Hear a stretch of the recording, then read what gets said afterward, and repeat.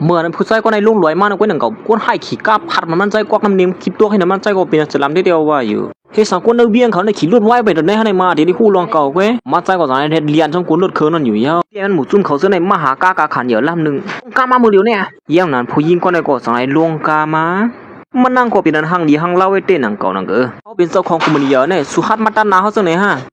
เขาก็ไม่ยอบตัวสุเนี่ยนะจังได้ยอบเผยใจก็จากในความมาถึงที่ไหนเสียว่าเฮ้สุ่มใส่แดนการนำเนียงเฮ้ยเมื่อไงเนี่ยอันนี้ก็จะว่าขับคืนไปเขาลูกซุกซักสนาการห่อเนี่ยเขาจะสื่อใจการนำเนียงก็สุ่มใจก็เอาชักเลี้ยงอะไรก็ได้ก็มือในเกี่ยหมู่ซุ่มเขาจะเนี่ยเอากองเลี้ยงมันใจก็อ่ำเขาอีกยันว่ามันใจนั่นนางนิ้วปลาให้เนี่ยก็กินจูจีกว่าเท่าน่ะผู้หญิงก็เนี่ยจะว่าเฮ้ยก็เนี่ยเขียนแค่ตรงนี้น้องมันนั่งสั่งอะไรมาหอดมาถึงที่นี่ไม่เรียกว่าทำเป็นสร้างของเสื้อมันนั่งสั่งอะไรมันเอาผู้เกี่ยมตัวเยอะมันเดียวผู้ใจก็เนี่ยเป็นผู้เกี่ยมตัวมันกุ้ยเนี่ยเยอะอ๋อมาซุ่มจมอยู่ในอันสุดใจแถมเอาไว้นั่นตั้งสองก็สั่งในกับ10 ตัวกันอยู่เฮ็ดนั้นมันใจอะไรเงี้ยหูจักซื้อผู้หญิงคนใดยังสั่งนัดว่าเฮ้ยเขาได้จื้อเหมือนกันนะกุมารเขาเตะลงนี่มาเป็นผู้เกี่ยมตัวเขาเลยนะ1 ปีเนี่ยเขาตีปานสู่5 ล้านนะไล่กว่าสั่งว่าเอาว่าเลยเพิ่นนั่นก็ลงมาเนเวียมหูจักเพิ่นก็อยู่ซุมเขาไล่กว่าเพิ่นนั่นก็เขาตีเป็นผู้เกี่ยมตัวสู่เว้ยมันใจก็สั่งว่าเมื่อเขามาเหตุการณ์เยอะก็คืนกล้าเลยนะเขาตีโคกล้าปันสู่เก็บก้าวก็มันใจก็โคกล้าฮอดมาถึงดินในอยู่เยอะไม่เรียกอ่อนกล้าฮอดมาถึงเยอะเขาเนี่ยซื้อเขายุ่ๆก็แล้วอ่ะได้เป็นเชียนใหม่อันสุดที่ไม่เหตุการณ์จำเฮาแต่เลยลวงไล่มือเห็นนะมันใจก็จังว่าอย่าไปไม่เสือเขาได้ถึงสู่เขาดีกว่าเมื่อเลยเขาเหตุการณ์พันสู่ก็สีเขาตั้ง2 ก็สั่งให้ลวงกล้าเสียไปเขามาดินในห้องการได้อยู่เยอะไม่เรียกอ่อนเขาปอกมาเยอะนี่เนาะได้เป็นเชียนใหม่บอกข้ามเขานั่นเขานะเขายันนั้นมันนั่งขอสั่งให้กับ10ได้เป็นผู้เกี่ยมตัวเขาเลยนะได้ซ้ำเป็นผู้ช่วยนาการเขานะวันนั้นกว่ามาซุงครับพี่นังมาซุงเหมือนกันย่าหนังก้อยหนังเก่าหมู่ซุงเขาเสนอมีดีเลยสิว่าผู้หญิงกว่าไหนเป็นเจ้าของบัวค่ำเหรอเนี่ยเดี๋ยวขันค่ำก็คืนเสนอได้เข้ามาจูน้องหลีเขาว่าไอ้เขาได้ก็สั่งว่าผู้เกี่ยมตัวมีก็เร็วก็ได้เขาห้ามกำเร็วก็ปินตาให้มาเขาย่ำหลีในดีเนี่ยเขาได้เอาเขาย่ำเหลียในสิขับขึงการไปกำเร็วละเฮ้ยน่ะสิเขาก็ในคนเฮ็ดเรียนของเขามาหามันนั่งกำเร็วอยู่แล้วผู้เกี่ยมตัวมันนั่งก็คือดีย่อมง่ายๆแล้วเนาะห้ามมันเขาจะได้ปินจูจีกว่ากูก็ตั้งให้น่ะเนี่ยมาเตียงเสนอมันเยอะอยู่บนเตียงที่ปูมือที่จวนเนี่ยจวนที่ไหนนั่นน่ะเมื่อก็เป็นอย่างนั้นมาเขาตั้งศาลนี่แหละเมื่อก่อนอีกเขายิ่งโจมขนาดอันนั้นสักเขาจังไหนเนี่ยใจจะว่าคือที่นั่นอย่าไปกว่านั้นเลย3 เดือนนะเขาเอาตั้งศาลเอาตั้งคมเตียงเตเนี่ยเขามาย่ำตั้งพิษเยอะขนาดนี้มันใจจะว่าบ่ย่ำตั้งพิษที่เขาไหนได้หลุดเลยปันเงินใจอะไรผมปันได้10,000แกเขาว่าได้10,000ได้มันนำไหนโยมาได้เป็นเชื่ออาซักโซเนี่ยนะสุดเดียวอาซักโซเลียครับนั้นก็สุดที่ย่อมซุ่ม10,000ไหนผู้ใจก็ได้ย่ำก็จุนเงินมาที่นั่นมาแล้วก็จังว่าย่อมค่าอะไรก็จะก็ปันก็ว่าเงิน10,000นี่อาซักเลือดในอย่างดีมั้งพอเมื่อละในหัวหน้าสุดแล้วพอสุเฮ็ดลองเสนอเนี่ยมีแล้วในห้ามเอาทั้งคมมาไว้เอาทั้งสารเปียงเพียงนี่ซ้ออะไรไงจังนี้เปิ้งถืออย่างเฮาผู้สวยมันนั่งสังว่าผู้เกี่ยมตัวก็ได้เขียนเต้นะเขาเป็นคนมีกูมูลดีเนื้อเฮานะเขาสวยเถียงเฮามื้อเช้านั่นอยู่นะอย่าไปเฮ็ดจังได๋แล้วเฮาปันเงินสุไลอยู่นะเฮาก็หาเงินกุ้ยเฮาไลกว่าเงินในนั่งสังว่าเงินจังได๋กลุ่มฮู้ดีกว่าตีมามันกลัวเป็นคนอันว่าจุ้มจ้าเพี้ยนอันเบิ่งนี่เพิ่นมาคุบชิมว่าเพิ่นสุกซักกันนะเฮาปอกจ้าเพิ่นนั่นดีกว่าเฮ็ดสิเขาก็จังได๋ไปเข้ามาที่ในนั้นผู้สวยมันนั่งก็สังว่าในข้องสู่หางเฮียนยอตัวลิงามยาค่ะนะสู่หลุดเซาที่ในแหละเฮานอนที่ในพวกนั้นก็เนาะบ่มีรองใต้สังในก็กับสิบาเฮาเลยนะก็สังเนาะเช่นมาอันไหนสุยีไว้แล้วนะด้วยถึงเฮาลีๆนะผู้ออกมายินมอปันเฮาอะไรค่ะในเฮ็ดอีสังไว้นี่ถึงที่ผู้เขียนเขานำบ่เป็นตอนไหนมันใจสังว่าเช่นมาในเฮาตุ้ยด้วยดวงเป็นอีสังมาบ้านใจเลยตุ้ยก็เช่นมานี่เป็นเช่นมาบวกค่ำแน่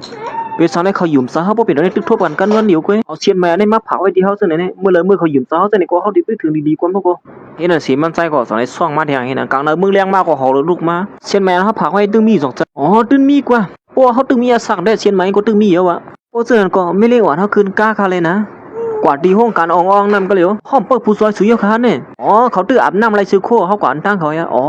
ซองมาเลยก็ขี่ก้าไว้มึงก้อยกาเมื่อย่างหลังก้อยหนังเกาะสายมาญาติแทงผู้ให้จุ่มหนึ่งนั่นได้ก็ปิดจุ่มเขามือว่ามือหลังในโปเลียงเขามาหานั่นไอ้ในลงกาเขาว่าได้ลงกามาสิอูกันดีๆได้ดีๆนะอย่าไปไม่เซอร์มีเขาอยู่เป็นก็เขาได้โดนอูกุมเขาอีออดเมื่อไหร่ก็มันใจก็สายลงกามากำเดียวนะว่าพี่สั่งมูว่าในไปหลับก่อนให้ตอนตายหูลุงเนี่ยไปหู้กับสตามันตึกมาหาตาใส่ซื้อมันอยู่เฮ็ดนั้นสมมาเขียงตาหน้าเฮาในวนเลี้ยวเมื่อว่าในหลวนเฮาก็หาลองสู้ยิงศูนย์นั่นเขาเป็นก้นเงือแกนั่นเว้ยกับมื้อนี้เฮาติดสั่งสอนสู้เว้ยยินเขามาลานี่เฮาในนวลฉบ่มรับอีเด้อเฮาฮู้ไล่ยอดยาก้นนอนรับได้นะเดี๋ยวยอดยางสุฮาตไอ้นี่ก็จังว่าสมมุติก็หมอยากๆเล่นเห็นเขาเนาะเว้ยกับเฮาก็ฮู้ล็อกไล่มันอยู่ก็ล็อกไล่นวดยานอนรับเนี่ยเฮาเลยขับขึงปวดนั่นก็หาลองสู้อยู่เฮาได้นอนรับลินะก้อยอย่างนั้นก็เขาอยู่กองขึ้นมาสิถึงก็ดักกองที่ทำมันเขาก็ฮู้ก็ตายนั่นเนี่ยเมื่อกึดกำเดียวมื้อหน้าแข้งเขาเจ็บบ่เหรอนั่นเขาตุ้ยเหมือนว่าศูนย์นอนรับในเฮาได้เลยยอดยาปานนั้นอยู่เนี่ยพอสุ่มเย็บบันเฮายอดยาก็มีล็อกไล่อยู่อันนึง นอนชื่อนั่นน่ะเอาค่ะจังได๋เต็มมันใจก็จังได๋จัดถามว่าพาเป็นคนส่งสูมาน่ะอยู่มีโลกสังนั่นก็เฮาเขาใครแลอันคู่ของสูนั่นเว้ยเว้ยก็ใจซื้อมันก็ไปยอมเขียวตึกถามแทว่ามันลองได้มันกันได้นึงเว้ยเฮาอะไรมันมีนำจังซี่เนี่ยบ่สมลาตังก็นอนชื่อก็ได้ละละค่ะละมันก็จังได๋ล่ะเนี่ยกวนๆส่งเขามานั่นเนี่ยเป็นคนยืนเหยียคนนึงเฮาลอกได้เอามาเสียนใหม่บอกคำคนยี่หวันเขานั่นเนี่ยว่าหรือสิเฮาสูมาลากเสียนใหม่เนี่ยเจ้าสูเฮ็ดอีสังเที่ยงเฮาหมู่ซุเฮาย่าเป็ดเครื่องขุดค้ำเขานั่นเขานั่นคือเขาเตรียมขุดค้ำไรนั่นโปซึ่งนั้นก็สุเลยน้ำต้นน้ำแก้งเขาเนาะบ่นั่นเด้อันนี้ก็สังว่าซึ่งนั้นเขาห้อมได้น้ำต้นชีดขนาดลงในย้อนปัวเขาได้เป็นคนมีปลาหมีคนนึงอำนาจยิงเหยื่อได้เด้หรือบ่เหือบ่ห้อมถ่อมเขาค้ำเขาได้เฮ็ดเฮาหมู่ซุเฮาได้หากินหยาบเขาโปซึ่งนั้นก็เฮาได้ปันตื้อตั้งสูบ่คือเขาล่ะปนั้นมันใจก็จังนั่นล่ะตั้งเตียในก็สู่จอมไผหลังเฮาเลยนะเฮาได้เฮ็ดกลางดอนดาสูเว้ยไอ้ผู้ใจก็ในก็สังว่าป้อเขาฮู้ลองได้แต่เป็นลองสู้ยุ่งเหยิงเขานี่นะลองได้สิอย่าไปไม่ซะสูก็เรียกไล่จื้อเรียกไล่เชียงเสียมาเหตุการณ์ดินเนอร์กลุ่มนี้คนยี่หวันเขาได้เลยโอ้สูไม่เหตุการณ์ที่ไหนได้เงื่อนว่าได้มหากองเรียนมากล้วยเงี้ยว่ะไอ้เชื่อไล่ในก็สังว่าพวกเซนก็เขาดิถมเขากำลัดชุนนั่นเว้ยเนี่ยวันนั้นพวกเซนก็หาผิดได้ก็เห็นในการกันนะมาให้เขายุดยางสูมันใส่ก็ตอนนี้เรียนคำหาไอ้ผู้ใส่ก็ในอันกันงี้กันง่ายนั่นน่ะเขายื้อพาดก้าเมในเมื่อเลยก็มันใส่ก็ตอนลากมากองนั้นออกมาสิลันว่าเมื่อลือเฮือลือใจ2-3บ้านก็หายแค่นะว่ะยินจมเด็กค่ะนะยินจมเด็กๆค่ะพอเขาตั้งรถเพ่ค่ะนะใส่ก็จะได้จอกขึ้นกามาเสียสุดในหมออุเปิ้นเต้สุดดำไปตึงปังเขาสิอิดมาห้องเขาเหตุการณ์ที่ห้องกลุ่มนี้เฮาในกลุ่มไปทำเฮาอิดติบ่เอ้ยเฮาก็เตือนทีละในสู่นี่ยังล้วนเขามาเหตุการณ์ที่ได้มีลองหยับสังก้วยกับเขาได้เป็นก้นไปหลอกไปหลายจอมผังตาผังตั้งนั่นเฮาว่าได้ลองในสู่ยุ่งเยอะอย่าไปเมเซอร์มีเฮาอยู่เป็นก็ก้วยก็ว่าไอ้ผู้ใส่ก่อนเขาละถือแต่เด็กครับคือมันจะง่ายๆเฮาว่าได้เฮาเจ็ดด้วยว่าคนกว่านั้นน่ะมื้อเนื้อเชียนไม้สูงนะมานาก็จังว่าเฮาสุลักด้วยเชียนไม้เฮาได้มาความว่าอินเฮาละดิสังออกผมฮู้ในมือโปรด้วยสายตาเขาได้เฮาถึงย่านลืมออกการเตะเฮาในมาปอกไหนเป็นปอกที่1อย่าไปหามันมีปอกที่2นะเขาในเสือดีจ้างก็เอาดักพิษอย่างเฮาก็มันนั่งก็สายลัดเนี่ยกวนก็นั่นเขาก็มีบอกค้าเหมือนกันนั่นก็ปอดจอนในได้นาทีคุ้มกรรมเขาแล้วกวนซึ่งในก็เป็นกวนเขานี่แหละใครลองอย่าไปตันตัดได้ขี้เขียงกันนั้นเขานั่นในอยู่สมาสุติห้องกวนผังตามันน่ะสวยในก็มันมีลองอย่ามีสังไอ้ขับขึงเขานั่นใครอย่าไปมันใจก็จะปอดจนก็ขับขึงเป็นเขากำลีเหี่ยวนะเฮ้เฮาเฮ็ดจังนั้นเลยเหรอเฮาเฮ็ดถูกเป็นซ้ำปักเปิ้นนะเฮาเสือกวนผู้ให้กว่าขับขึงเป็นจังนั้นลาลีว่าไหนเขาปองเตอมันก็ช่วงละฮะเฮ็ดนั่นเสเขาก็สอนให้ฮอดมาถึงเตียนเขาฮอดมาถึงนี่เหี่ยวข้ามาสูงข้ามีลงตั้งซื่อข้าฮอดมาถึงที่ไหนเนี่ยเพราะซึ่งนั้นก็แก้เขาตั้งเลยค่ะมันนั่งสังถามว่าที่นั่นที่ได้เฮ็ดเหตุการณ์เมื่อไหร่เว้ยกะคนเหตุการณ์ก็ได้กดจังว่าเพราะฉะนั้นห้ามมาอุบกันตั้งนั้นได้ติลีขยโยเฮ็ดสังเฮาถามสูเนี่ยตอบเฮาแหละสุ่มปองความกวนนี้ท่ามื้อพรมันนั่งตู้อุบคนเหตุการณ์อยู่นั่นก้อยหนังก็ไอ้ผู้ใส่คนนึงสังไรไปออกมาเฮ้เหี้ยเนี่ยออกว่าเหตุการณ์สวยเฮียงกำนันเดียมเจ้าในมาจะนำใส่กำอยู่ที่ไหนล่ะเป็นนิสังหลานคนทางเดียวมันนางสามารถเฮียงสูมาอยู่ที่ในเดียมเจ้าเดียมเจียวไอ้เนี่ยก็สานขึ้นมาสร้างติลุรัดนี้ใช่ไหมหึงสังในนาการที่ไหนตีเป็นนาการเฮากว่าเยอะนะมันนางก็สามารถห้องการที่ไหนมันอยู่ปัตตากุมกำเฮาก้อยมันอย่างไรเขาติ่มหูเลยลองเนี่ยกดตั้งเตี๋ยวันมื้อในกว่านั้นยิงนะไอ้ผู้ใส่คนในร้านขึ้นมาสนานก็ใส่เจอมันสั่งว่าที่ไหนมีมาเรื่องมาเห่างูง่างๆเลยมาภาคตัวเขาไม่เลี้ยงเขากลับมาเลยมาคบไม่เลี้ยงเขานั่นไอ้นี่ว่าเพิ่มมาเนี่ยเฮ้ยเขาละถึงมาเนี่ยห้ามเลยว่าสุสีกรรมก้อยเมื่อใครว่าคือเตี๋ยเนี่ยไอ้เนี่ยไอ้เจอมันก็ตอนติ่นโยมมันโคตรน้อยนั่นเนี่ยไอ้นี่เมื่อหาที่ให้เขาเจ้าไหนหมูซุนสูมาที่เนี่ยมาขับคือไอ้ผู้ใส่คนในกำเดียวรู้หมูซุนสูจอยจอดเตี้ยนั่นปุริเขาอีดึงเนี่ยนะไอ้ผู้ใส่คนไหนก็ไว้เสียใจเจอมันติดโยนมันเยอะก็ตอนไหนทางลูกน้องมันมาขับถึงใจเจอมันกำเหลียวเนี่ยหมูซุ้มสูกูก็พวกหักขายผู้ใส่คนไหนไรเนี่ยก็ดิบันเงินสู้สู1เสียนั่นแหละเมื่อยันนั้นไอ้หมูซุ้มเขาใจก็อ่างที่เรียนเขามาหาใจเจอมันก้อยหนังเก่าใจเจอมันก็ปากมือเคยในกามก้อยปีนจูจีว่าเขามันเห็นนั่นเหี้ยวลูกน้องเขาเนี่ยมันได้ดวงเต้ในมือป้อมเขาเจี๊ยบตัวนำเสนอคนเนียดออกขวามือเหลียวเลยนะยันนั้นไอ้เขาเสนอก็อ่อนกันเนียดเรียนไปทั้งเสียงทั้งหมดที่นั่นเหี้ยคือไอ้ผู้ใส่คนไหนก็เหลียวก้อยหนาเขายันนั้นก้อยหนังเก่ากวนไผ่ใจเจอมันเขาก็ตอนเรียนเขามาที่ไหนเสียไม่เรียกอ่อนทั้ง2เป็นสังค่าหือเป็นสังก้อยตอนตายผู้ใจก็ในก็เปลี่ยนรวมกูขึ้นมาเฮ้ยสุดที่เฮ็ดอีสังเฮาหรอนี่ใจเจอมันจังถามสุดที่เฮ็ดก็เร็วสุดนี่เฮาตัวย่อปันมือเขาอย่าไปจังเฮ็ดสังที่เหนือสูนี่บ่นั้นอีเดมันนั่งเซอมันจังถ่ายถามมันใจว่าสุขอะไรตีนบ่ค้ำนั่นในหือล่ะเฮ้เฮาถอมผิดกว่าหาในตัวเขาอย่างนั้นมันนั่งก็สังได้เอาเส้นไม้บอกค้ำนั้นขึ้นมาเสียลัดว่าปอดสุขอะไรบอกค้ำมันในใครกุมกำในก็ลงลายมือเลยนะปอดสุลายมือกว่าเย้าตัวลิงงามยังก็มันดึงเป็นของสูกว่าคำเดียวอ่ะอันนี้จังว่าสุขใครว่าจะหือลัดมาซื่อๆเยอะเลยนะฮะว่าเนี่ยเฮียงไรซึ่งสุขอะไรไม่อยู่ตาเสียมจ้าเมื่อเดี๋ยวจะอยู่อับมันซูมฮัดเอาในอีวันนั้นทำนั้นไอ้ในก็ตอนนั้นขึ้นมาเฮ้สันนิบาตเอาละเอาความก็ไอ้ในก็ลัดขึ้นมาคำเดียวนะอย่างนั้นแต่ก็ทีในวันเนื้อเมืองทีใน ปิดหัวตาเขาได้ไหมเขาดูชิมหมดเพราะฉะนั้นก่อนเนี่ยลงไล่มือเหลียวเนี่ยเหี้ยวเลยอย่าก็ลอยเงินมาปั่นเขากำเหลียวนั่นยังนะไม่ลองหยับซังเขาดิกับ10 กว่าตั้งเฮือน10 กว่าเมื่อไรก็ต่อดาวจะได้เงินมานั่นยันหนายผู้ชายก็เลยก็สั่งว่าเงินในมันนำหนาอาลาปั่นเขาย้ำมา2 3 บ้านเลยให้เนื้อเขาตั้งเสียดว่าในมันตีมาปั่นเงินนั่นกำเหลียวในวันนั้นกุยกันนั่งซื้อมันถือดีกว่าย่อมง่ายๆล่ะนอนลองในเขาทีละในซื้อเมื่อเหลียวในห้องมีเงินน้ำพวกเป็นแต่นั่นนังเก่าพวกลงไล่มือเนี่ยไปไล่ฮีท่าตัวไอ้เนี่ยก็ย้อนเข้าย้ำอยู่เห็นนั่นที่ล้วนผู้หญิงก็ในเฮ็ดเสนอนั่นได้ก็ข้าผู้ชายก็ในมีเงินมาจ่ายเสียก็เอายุกอาบันเขาหลายๆนั่นน่ะเพราะสูบแค่ไปปันเงินมือเหลียวนั่นก็เป็นสังก็กะสุดได้เอาบ่อฐานหินสุดนั้นมักกำให้นะตีบ่คือไรตายผู้ชายก็ในก็จะนับว่าล้อในมันนำน่ะพุ่นตีอยู่เฮาบ่เด้มันนั่งก็ต้องเสือยงรถชายผู้ชายก็ในเพราะฉะนั้นก็สุ่มมีเงินครับนั้นเปลี่ยนก็ได้จื้อเฮาถึงมีกว่าเขาตั้งที่บ้านถึงมีมันมานะลงไล่มือก็ลงไล่มือเลยมันก็กำก็จะให้บ่เฮาถึงไล่มาขึ้นเนาะบ่เสียงหินค้ำห้องเฮ็ดนั่นสิเหมือนปอกมาที่เฮือนนั่นใจเสื้อมันคือกลางเข้ามาเลยมันนั่งสั่งว่าอย่าไปลาลีเข้ามาที่ในของเหตุการณ์เฮาซึ่งไหนนะโอ้ยเขาก็จังเฮ็ดสั่งแน่ปุ้ยเหตุการณ์กันหูพวกคนเสียงเฮานำอยู่หลายๆในบ่ใครมัวอยู่นี่เฮาก็เอาน้ำเนียงมาปั่นสุยนั่นเองน่ะมื้อเหลือเนี่ยสุ่มหลบนน้ำอีสังหน้าการสุก็เปิดตัวถึงลองรถเพเฮานั้นก็ปล่อยว่าเขาอย่างนั้นมันใจก็จังถามว่าก้อยกาสุดที่แรกเนี่ยเฮานะลองเพเขียนนั้นมันซึ่งหือหลายๆในนั้นก้อยกามันใจก็ลาเจิ้งในอยู่ชิตาในก็เหมือนทางจอบผู้จอบหานั่นแหละใครถามตัวนังซื้อมันอยู่นั่นก็เฮ้เฮาที่ย้อนถามสุดอีกนึงมื้อเหลือเนี่ยสุดที่อ่านคับคือเป็นหน้าการไอ้ผู้ชายคนนั้นของเจ้ามันนางก็จังละวนว่าลูกน้อง3 สายวันนั้นละใจซื้อมันไหนวะเจ้านั้นมีเพิ่นลัดแน่เขาก็ล้ำคาดหังก้อยไ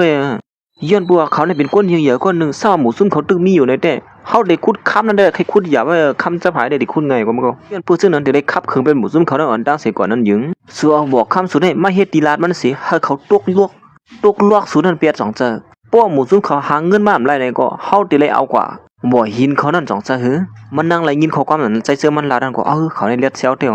วจะแขนเต้เนี่ยนะลอกไล่สุดในคึกเต้แต่มันนั่งก็จังว่าเจ้าอยู่ลอกไล่เฮาได้เจอเฮาก้อยก็นางหือตีเฮ็ดให้เขามีเงินเสียมาจ่ายเฮานั่นเฮาได้ขยับผืนไปแล้วเนี่ยมันใจก็จังนั้นว่ามันมีลอกไล่อยู่อันนึงในเฮานางหือเขาเตรียมมีเงินมาจ่ายเฮานั่นผู้หญิงก็ได้ก็สั่งให้ถามมันใจว่าสุมีลอกไล่ซื้อเหือบ่ทันวันนั้นเขาได้ยินมาว่าลูกชายเขาก็ที่2ในกินเหล้าเละโตล่วงได้แก่น่ะในว่าเฮาก็อ่อนเขากว่าที่ปังโตล่วง3 สิงค่ำก็เขาก็มีเงินนั่นยืมเสือเฮาละเฮาปั่นคอมันเกียนแล้วอยู่เขาตึ้นกอดกวนกวงมั่งพอเฮาเฮ็ดแคมแล้วได้เฮาติยอมปั่นสู่เหียมกวนเฮากวนให้ว่าพอเฮาเฮ็ดแคมแล้วได้สู่ปั่นเงินซัวอีดอดก็พอว่าเพราะฉะนั้นก็เฮาติปั่นข้าวยามสู่6 วันเฮ็ดให้มันไหลเกี่ยล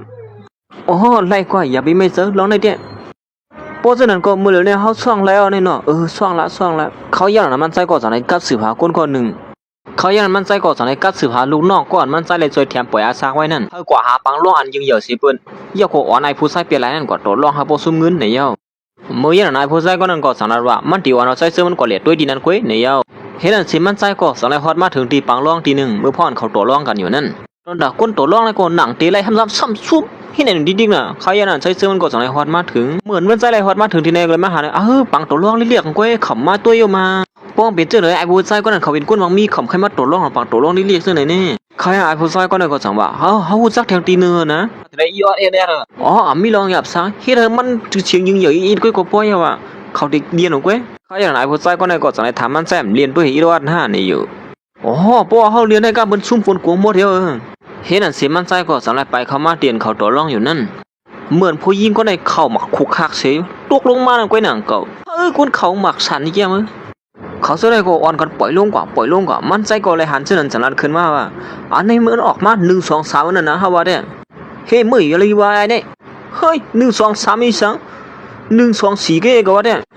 ตาก็เอาละมื้อสันนั้นก็พัดอินในไรนั่นมื้อเหมือนผู้หญิงก็ได้เขาค่อนแทงกำนั่นก้อยหนังก็มันใจก็อยากได้ดินละอกนี่กับจะอยากได้ปีนางก็นั่นมือพ่ออันเขานั่นนี่ตัวจังเฮ้โทษเฮ้ผมมาโทษเลยกาโคผมมาโทษเลยไข่บูหมดซุ่มเขาจะได้ก็อ่อนกันเสือลงมาแทงให้นั่นอยู่ย่านั้นมันใจจังนัดเคยมาแทงว่าปอกกับได้5 วันได้6 3 ตัวเลยนะไอ้เนี่ยจะว่า6 3 ตัวนั้นมันออกหยาบนะคะเดี๋ยวออก1 ปอกได้3 วัน1 ปอกให้เขานะอย่าว่ากูจะหนังสูเนี่ยไปฮู้จักกันตัวร่องมหาลัดละเหนื่อยให้เนี่ยเขาได้ตัวร่องมาได้ขายเฮือน3 หลังก่อนแล้วเนี่ยท่านว่ามันตัวร่องแขนมันดีขายเฮือนเหรอเนี่ยแต่เขาจะได้ก็อ่อนกันเสือตั้งสิ่งตั้งมั่วให้เนี่ยเหมือนเลยหันหมุดซุ่มเขาจะได้เสือลงกว่าตั้งสิ่งตั้งมั่วเดียวเจ้าเตียงก็สารขึ้นมาว่าโป๊ะจนก็เขาได้ยุกกล้องเอาไว้นะเหมือนผู้หญิงก็ได้ยุกกล้องมันขึ้นมานั่นก้อยหนังก็เปลี่ยนเหมือนเจ้าหน้าอันใจเจ้ามันด้านนั้นพี่ดันเพิงสีลองสุดแล้วนั่นถูกเมียนตีได้โนย้ำใจ ก้อยกามันใส่แต้มได้เรียนก็มันใส่ก็สอนลูกซ่อมไปแทงให้นั่นเหี่ยวเขาได้ก็ซุ่มโกงแทงเฮ็ดนั่นเหี่ยวเขายันมันใส่ก็สอนให้กับสืบหาก้นก็นึงสิถามขึ้นมาว่าลองตั้งมันเปลี่ยนซื่อล่ะสมันคือเข้มให้ก้นก็นั่นจังขึ้นตอบมาว่าอ๋อคือเข้มอยู่ขนาดใส่ไงมันได้ก็บ่ใครค่อยมันก็คือเก่าได้เขาตื้นล่างเขาสิอ่านมาตีปังต่อรองนี่พวกเพิ่นก็ว่าเนาะก้นนั่นก็ตีปังต่อรองนั่นเลยนะเขาปิดซื่อน่ะต้องให้อ่านเฮาไว้เองก็ล่ะเฮ็ดนั่นสิมันใส่ก็ตอนไหนวางพงไว้นั่นเหี่ยวยันนั้นไม่เลี้ยงก้นทางดีเขาก็ตอนไหนไปออกมาหามันใจมื้อเดียวได้ข้อเฮาเข้มแล้วอย่าขนาดเฮาว่าแต่เขาก็ดังเนินได้ลีอยู่เขาก็เข้าเอาสุภาพเลยเปิ้นนั่นก็ซ่องละฮะเมื่อนั้นมันนางก็สายมันนางอุ่มปล่อยผู้ใส่ก่อนเขาละถึงนั่นลองสู้เอาบ่สู้มักกำไว้นั่นเฮาติหิวว่าคือกันนั่นแน่คิดในจังว่าเฮ้ยติมาอุกันเจ้านั้นไรอยู่มาเยี่ยวที่เฮาเฮ็ดจังเหือพวกท่านบ้านนั้นคิดในก็จังว่าพวกอุปกุมลองนากันได้เฮาลูกน้องออกทางหมดเนี่ยลูกน้องออกหมดนั่นก็น่ะคือลูกน้องนางซื้อมันหมอกเลยมันจังว่าเฮ้ยหมูชุบสู้ทรงตู้ทุกตัวอีสังนั่นหมอกซึ่งเปิ้นน่ะใบปองใส่ความกวนฮะดอเขาอย่างนั้นมันนางก็สมัยเจ้าลูกน้องมันตั้ง2ก้อนออกกว่ากำเลยค่ะแก้วเขาแก้วอะไรพวกนั้นก็ไว้สิเขาตั้ง2ก็ออกกว่าเยามันนั่งเขาสองในสืบถามแทงว่าชูเคยบ่ซื้อหือรัดมาเลยกำไหนคิดในก็สอนรัดขึ้นมาว่าเฮาได้รัดในซูเฮบ่หินเฮานั่นเฮาเตรียมปันเพิ่งง่ายๆก้วยซูมันเจอเลยซื้อหือว่าเตรียมปันง่ายๆลูกชายสูซัมปอตกลงกันดังเฮาเยาทางเฮียนติอยู่อาปันเฮาเยอะนะป้อมข้าปานก็เอาเงินเตียนรัดกันไว้มาปันเฮาเลยนะเขาย่านเฮามากมานกันไว้นั่นก็ติสุดเสียงเยาน่ะป้อลูกชายสูใส่เงินเมียนจอมเขาย่านได้ชิมเบียดกำเดียวตาคิดในได้ก็ไปฮู้ตัวมันส่วนว่าเฮาเนี่ยมีเงินนี่ว่าเฮาตื่นหาเงินอะไรอยู่กว่าลองในก้วยมคลาสังมื้อเดียวได้สุมาลัดข้อความเสนอที่เฮาเนี่ยเฮาว่าได้กลุ่มนี่สุนันเนวันตั้งนาได้อยู่ยาว่าเฮ้เฮาว่าเยี่ยวเขาสอนให้ลุกขึ้นมาเสไปเขามาหามันนั่งอยู่เยี่ยวในวันตั้งนานั้นสองสุ่มเขาทดลองตั้งอย่าพื้นที่สังในก็เฮาว่าได้สุมาอยู่ซ้ำเฮาเฮาเลยนะเขาย่านนั้นก้อยหนังเก่าใส่จึงในลูกน้องนั่งซื้อมันเป้าอยู่ภายนอกไปทุกเสือว่าเฮ้ยตั้งนาเป็นสังมุมมาอันนั้นเฮาก็เลยยินเหมือนกันเขาเนี่ยโอ้จังเลยเฮาดูเข้ากับตัวมาลูกน้องมันใส่สอนให้ส่งลีกมาว่าหน้าการเข้มเรียบเยี่ยวค่ะนะเขาอย่างนั้นก็หนังกับโปดุงก็ในก็อ่างที่ป่นหรือที่นั่งเสื้อมันก็ใส่เทืองก็ตอนนี้ขวัญมาถึงอย่างมือเทืองเตะใจเทืองอย่างไรมูเนี่ยก็ในวะเฮ้ไม่เล่นก้นทางดีเขาสองเป็นสังฆะหือด้านเป็นทางกำลีสุมาขึ้นเขาย้ำไอ้ในเมื่อเปลี่ยนผ้าได้มหาเฮ็ดจนในดินเดือดเก่าเนี่ยว่าได้มันเด็ดออกกว่าที่ไหนว่าไอ้ในดีๆนะก็มือออกว่ามือพอดมันนั่งถูกแง่ป่นเลยอย่างนั้นกำลีเลยใจเสื้อมันหอดมาถึงที่ไหนตอนด่าขี้ในก็เมื่อเลยหาเจออัมพิงโปเจอที่หนึ่งใจเสื้อมันขึ้นมากำเหลียวอยู่แล้วเมื่อไปมาสู้อยู่ลองเสื้อไหนเมื่อออกมาเมื่อเดียวเนี่ยอยู่เขาอย่างนั้นมันก็สั่งอะไรบ้าที่ผู้หญิงนั้นบ้าล็อกในเสื้อไหนสู้ด้วยถึงลูกน้องสู้เนี่ยมันนางสั่งขึ้นว่าสู้ปุ่นเลือเนื้อเขาวันตั้งกุ้ยรู้ล็อกในเขาก็เฮข้างตัวเขาการนั่นนุ่งกุ้ยเขาอย่างนั้นขี้ในก็สั่งขึ้นว่าเขาอยู่ที่ไหนมาเนี่ยมีเผยปุ่นเลือเนื้อเขาสิปอกบ่นถึงไอ้ผู้ชายคนไหนที่มาปุ่นเลือเนื้อเขาเสนอลองไว้มันนั่นซื้อมันที่ยาวขนาดนุ่งกุ้ยนะเขาถิ่มย่องง่ายๆในวันนั้นกูมันดีสุดนั้นหางเห็นตัวร่วมสวมกำเหลียวละว่าถือว่าเขาย่างนั้นกุ้ยหนังเก่าเสียงพวกมันก็สั่งให้ลังลงขึ้นมากำเหลีย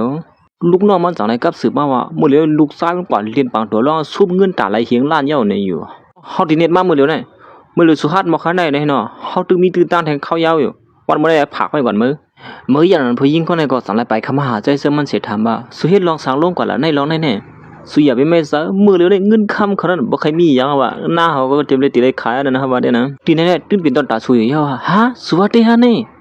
เฮ้ยสุนิมไงเตี้ยลงเนี่ยมันใจก็สั่งละเพราะฉะนั้นก็วันเมื่อไหร่ว่ากินข้าวจำเฮาไรอย่างเงี้ยมาเขาอย่างนั้นมันนั่งก็สั่งขึ้นว่าวันเมื่อไหร่เฮาดีกว่ากินข้าวจำสูเฮาดีก็เลี้ยงสูก็ให้ปนั้นก็ซ่องละฮะเขาอย่างนั้นมันนั่งก็สั่งใส่มันก็จอยแถมใส่เสื้อมันได้เงิน1 ล้านเงินสู้ลองสู้จอยแถมหน้าการเฮาเข้มแลบนั่นนะลงลายมือหับเอาเงินในกำเหลียวเลยโอ้ไวกว่าโมก็บ่ได้เงินเท่าไหร่เตรียมไว้ไหนมาลิเคเนี่ยเผื่อถึงมันใส่มาด้วยเงินที่เนื้อป่านมันก็เงินอันนึงมีตัวชุนอะไรเฮ้ยมันเห็นก็เลยซื้อเหรอในป่านเงินเฮา1 ล้านนี่สั่งมีปีไอ้เฮ้อันตักเจอเยอะเฮาปันสุยเยอะนั่นนะเขาอย่างนั้นมันนั่งก็ตอนในห้องลูกน้อง3 วันนั้นเขามาที่ไหนอยู่เยอะไอ้ช่างขล่ะช่วยเสียด้วยรู้เงินที่เนื้อกัดในมันเป็นชื่อพ่อนั้นมามันนั่งก็ตอนในเจ็ดด้วยกัดเงินอันไหนนะมันเป็นชื่อไหนคันนี่เป็นชื่อหือรัดมาตัวลองตั้งเล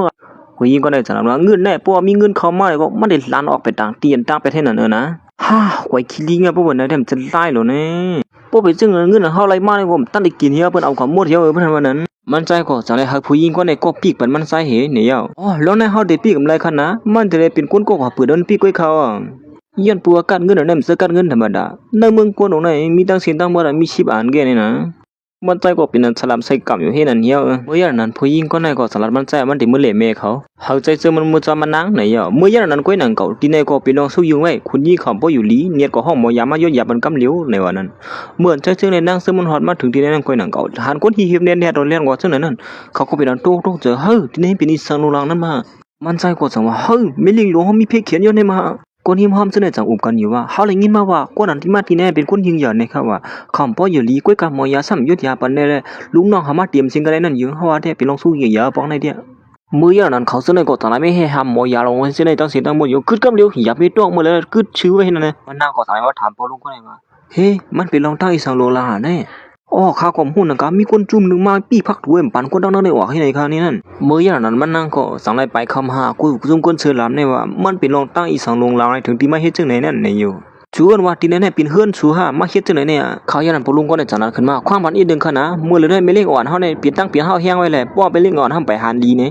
เฮาก็เตรียมไปปล่อยมุนซึมๆดีกว่าความมันอินค่ะเขาจะนอนมอยาก้นถึงจากไรเรียนมาสิว่าก้นเปลี่ยนในตั้งเปลี่ยนให้เฮียงเตะเขามือเลยได้มอยาอันที่มาย่อยยามไปมาถึงก่อนข้านี่มือเลยได้เขากล้าเขามาคำอุงเนื้อเล่มไปสั่งมาถึงเขาเขาเลยไปเขายามในเทฉับบ้านไปฉีบ้านแล้วเนี่ยแต่คิดในก็สั่งในเขาเป็นจ้องให้ล็อกไล่ยอดหยาเป็นคนนี้อ่อนเขานั่นอะไรเนี่ยว่าล็อกไล่มันเขาก็เขาจ้ามาปุ่มบดเขาเนี่ยกุ้ยการล็อกไล่มันไปเข้มเดียวอีกกุ้ยการมีอยู่ล็อกไล่อันหนึ่งมอยาปันเมื่อก่อนเขาเนี่ยเอาเข็มปักดินหน้าผากนั่นน่ะเขาอย่างนั้นคิดในก็สั่งที่มอยาก็เนี่ยว่าสู้เลยด้วยถึงมันอีเนี่ยนะลองในสู้มีเป็นห้าลองเอาเข็มปักดินหน้าผากนะเขาบอกใครมัวเจื้องอันแล้วก็ใครเข็มปักดินหน้าผากตั้งแต่ไหนไม่ยาวดีใจเจื้องอะไรมือเขาก็มาเตี้ยน่ะสุดท้ายถึงใจเจื้องก็เขาเนี่ยเป็นใจเจื้องสุดว่าเฮ้ยเป็นในใต้สังลงแน่ตอนสุดว่าเข็มปักดินหน้าผากว่าเขามัวที่มอยาลงนั่นจังว่าเจ้าลองสุดท้ายเบียนลองเป็นตั้งเต้พอลุงก็ในจังทำว่าสู้เบียนเผาเฮ็ดซึ่งเฮเลยเข้ามาที่ไหนได้มาโอ้ข้าก็เกี่ยวขึ้นมาดังพักตูหูเลี้ยงนั่นยิงนะมาหาคนยิงเขาตอนตาขี้มอยาก็ในก็ลาดว่าใจเธอมันลาดลองเลยลองเลยตาค่อยอ่ำย่อยยาอะไรอย่าไปมาอุบผูอยู่ที่ไหนเนี่ยล็อกไล่เอาเข็มปักหน้าผากเนี่ยมันมีล็อกไล่มันนำสู้จะให้ชื่อหือมอไล่เขาอย่างนั้นมอยาก็ในสังถามมาสู้ล็อกไล่มันเตะอยู่ฮะในน้องซ้ายหู้คักว่าป้อมหู้คาริมาลัดจังไหนกลุ่มจื้อเขาอย่างนั้นมอยานั่นก็สังนัดว่าเมื่อเลยหู้คาเขามีล็อกไล่จังไหนเนี่ยจะเขาซ้ำตัวเหี่ยวเลยป้อนั้นก็ในอยู่ใต้ก็ในก็สังนัดตุกย้อนให้มันใส่สวยแถมในอยู่โอ้ลองได้ไว้สิก่อนเขาเลยนะตอนเขาว่าเขาเฮ็ดไล่เนี่ยเขาเจ้าอยู่ก้อยกาคำเลยว่าลูกเขาว่าตียอดยาบันสูนี่นั่นลุงก็ในก็สังนัดว่าป้อสวยแถมคุณยิงเขาไล่เนี่ยย้อนอีสังก็ไล่กูเมียวเนี่ยอยู่มันใส่เตื้องตีลัดขึ้นมาว่าพอเดินก็ปันเงินใจอีด้วนก็แล้วว่าในนั้นก็ยังเก่า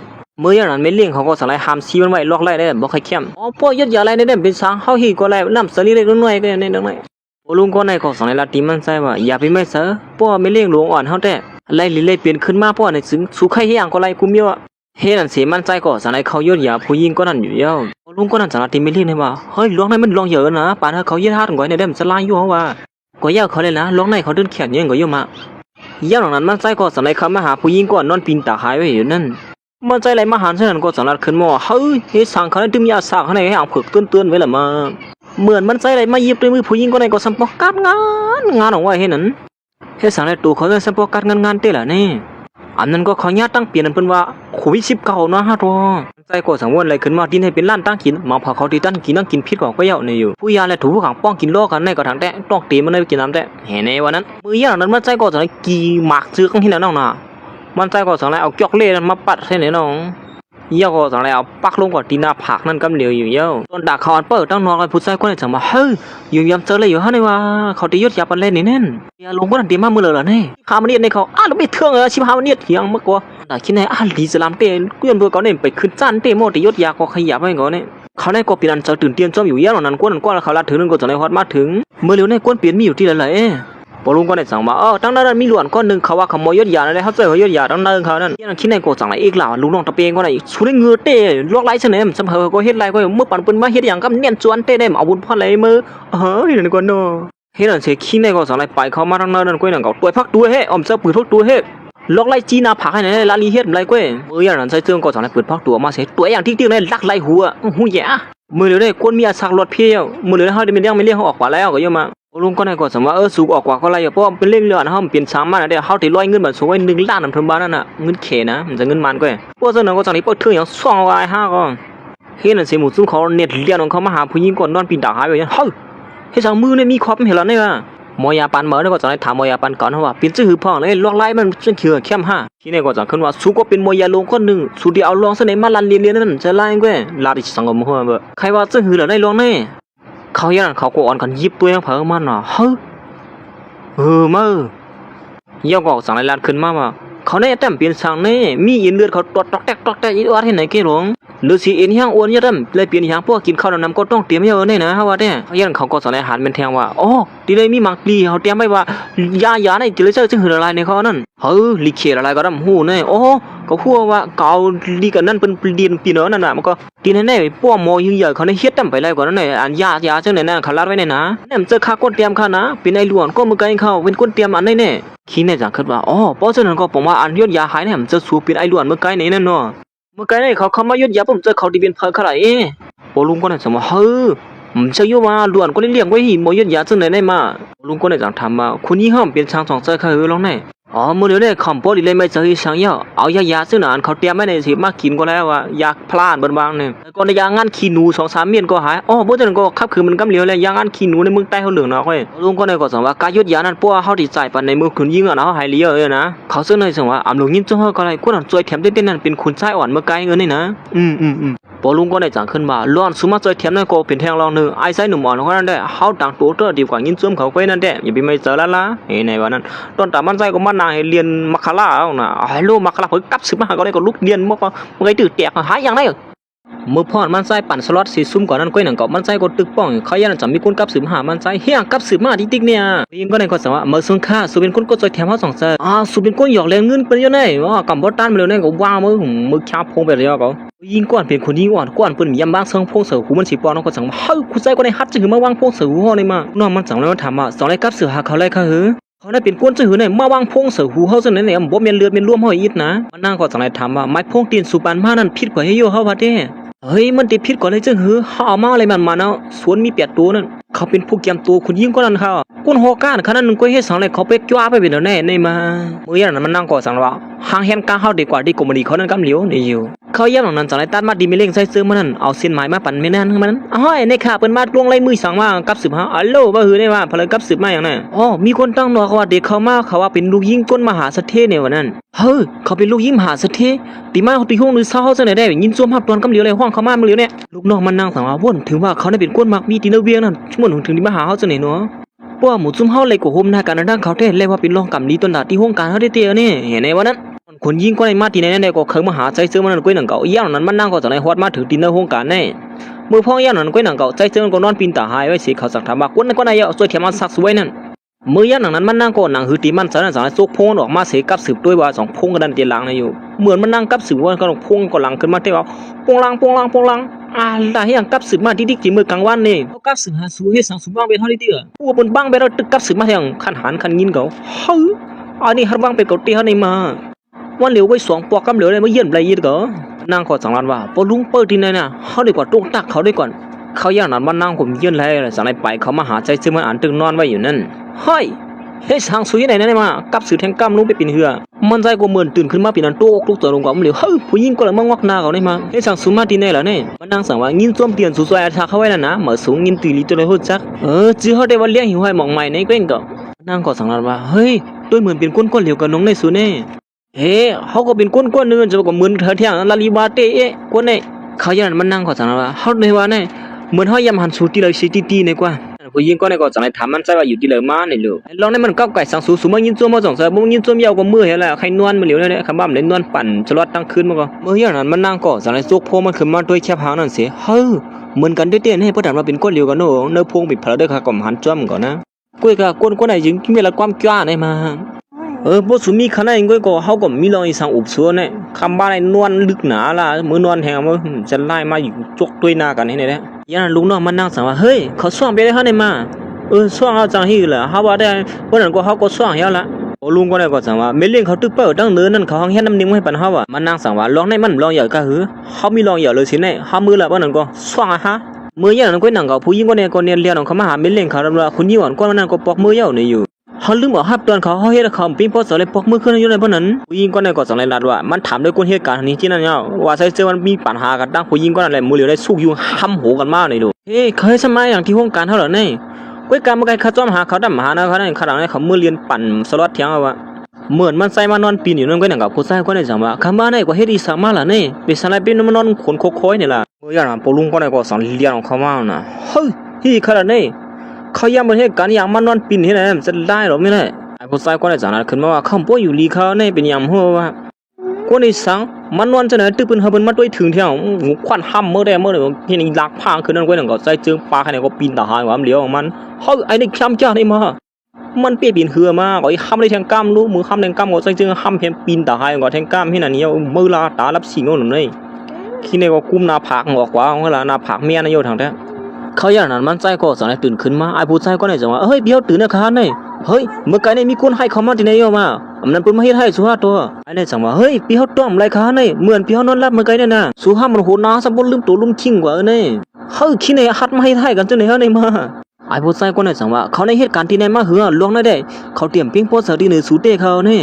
ผู้พ่อมันใจมันรับมันตามมือข้าวมันผู้ชายคนนั้นฉันบ่มต้องตัวอีหรอกนะลองได้พวกเขาสลามได้ปีนั้นเจ็บเสอร์ที่ได้เขาเหตุการณ์ที่ไหนมาเหือนะชุมมาเหือเนี่ยลองได้สั่งว่าเขากวาดถึงลาดไม่เลี้ยเขาได้นาการช่วยตื้อตัวมันเฮ้ยซึ่งนั้นที่เขาได้มาย่านนั้นก็หนังเก่าสีพ่นมันใจก็สั่งหลังขึ้นมาไม่เลี้ยเขาก็สั่งว่ามาติดข้องเหตุการณ์เขาเมื่อเลี้ยวในเนี่ยนะเฮ้ยเขาลัดความเป็นไปดันเย้าเขาผู้เขากว่าเหตุการณ์ก็เลี้ยวมัวเขาว่าได้เขาจะช่วยสู่ก้อยลงในเดียย่านนั้นผู้หญิงผู้สวยนั่นก็สั่งว่าอย่าไปสลามขนาดไม่เลี้ยงเขาก็ไม่ได้ตั้งใจก็เยอะมากมังเผาเขามีมังเสื้อมังรองก็เป็นไรเนี่ยนี่อยู่ล้วนไม่เลี้ยงเขาสลามมันได้ยันตัวมันจะเหขุนยิงอ่อนปอกมือมันก็เองเก่าเขาย้ำตรงนั้นมันใจก็สั่งไรฮอตมาถึงอ๋อมีลองตั้งอีสังขละในห้องคามาดีแน่ไม่เลี้ยงเขาก็สั่งว่าจอกสู้เฮ็ดอีสังลงกว่าในนั้นเขาก็ถูกดีภาษาสวนสู้ในลองแน่ใจก็สั่งว่าอ๋อข้ามได้ตั้งเสือขับขึงขับใหญ่หลวงเขายันตัวมาพวกคาห้ามมันเหี่ยวไม่เลี้ยงเขาสั่งว่าลองสู้ตั้ง2ก้อนได้ใครมังกันก็มังเหี่ยวละค่อยการล้วนสู้เฮ็ดเนี่ยสุปานะคนยิงอ่อนปอกมือไงจังไหนที่หือนั่นมันใจก็สั่งอ๋อเป็นยอดผู้หญิงก็นั่นนั่นเนาะคำว่าใครโคบันสู้2เสือเขาก็วันดึกขมือเหี่ยวนั่นไม่เลี้ยงเขาสั่งว่าสู้ในหูอีสังเต้นั่นเป็นไม่เล่นคนยิงอ่อนเขานั่นคนมักมีนั่นสานให้เขาแล้วเลยผมนากันนั่นเขาได้แคมดีเซอร์มันใจสั่งว่าเขาก็ไม่รู้อีสังที่เขารู้เขาลัดว่าเขามายินจมเขาไหนกุ้ยน่ะย่อไปสั่งเขาสั่งปองเมื่อพอทันว่านั้นมันใจก็สั่งว่าขาเขากุ้ยน่ะเขาใครไปเมื่อก็เขาหรือห้ามชี้เขาเลย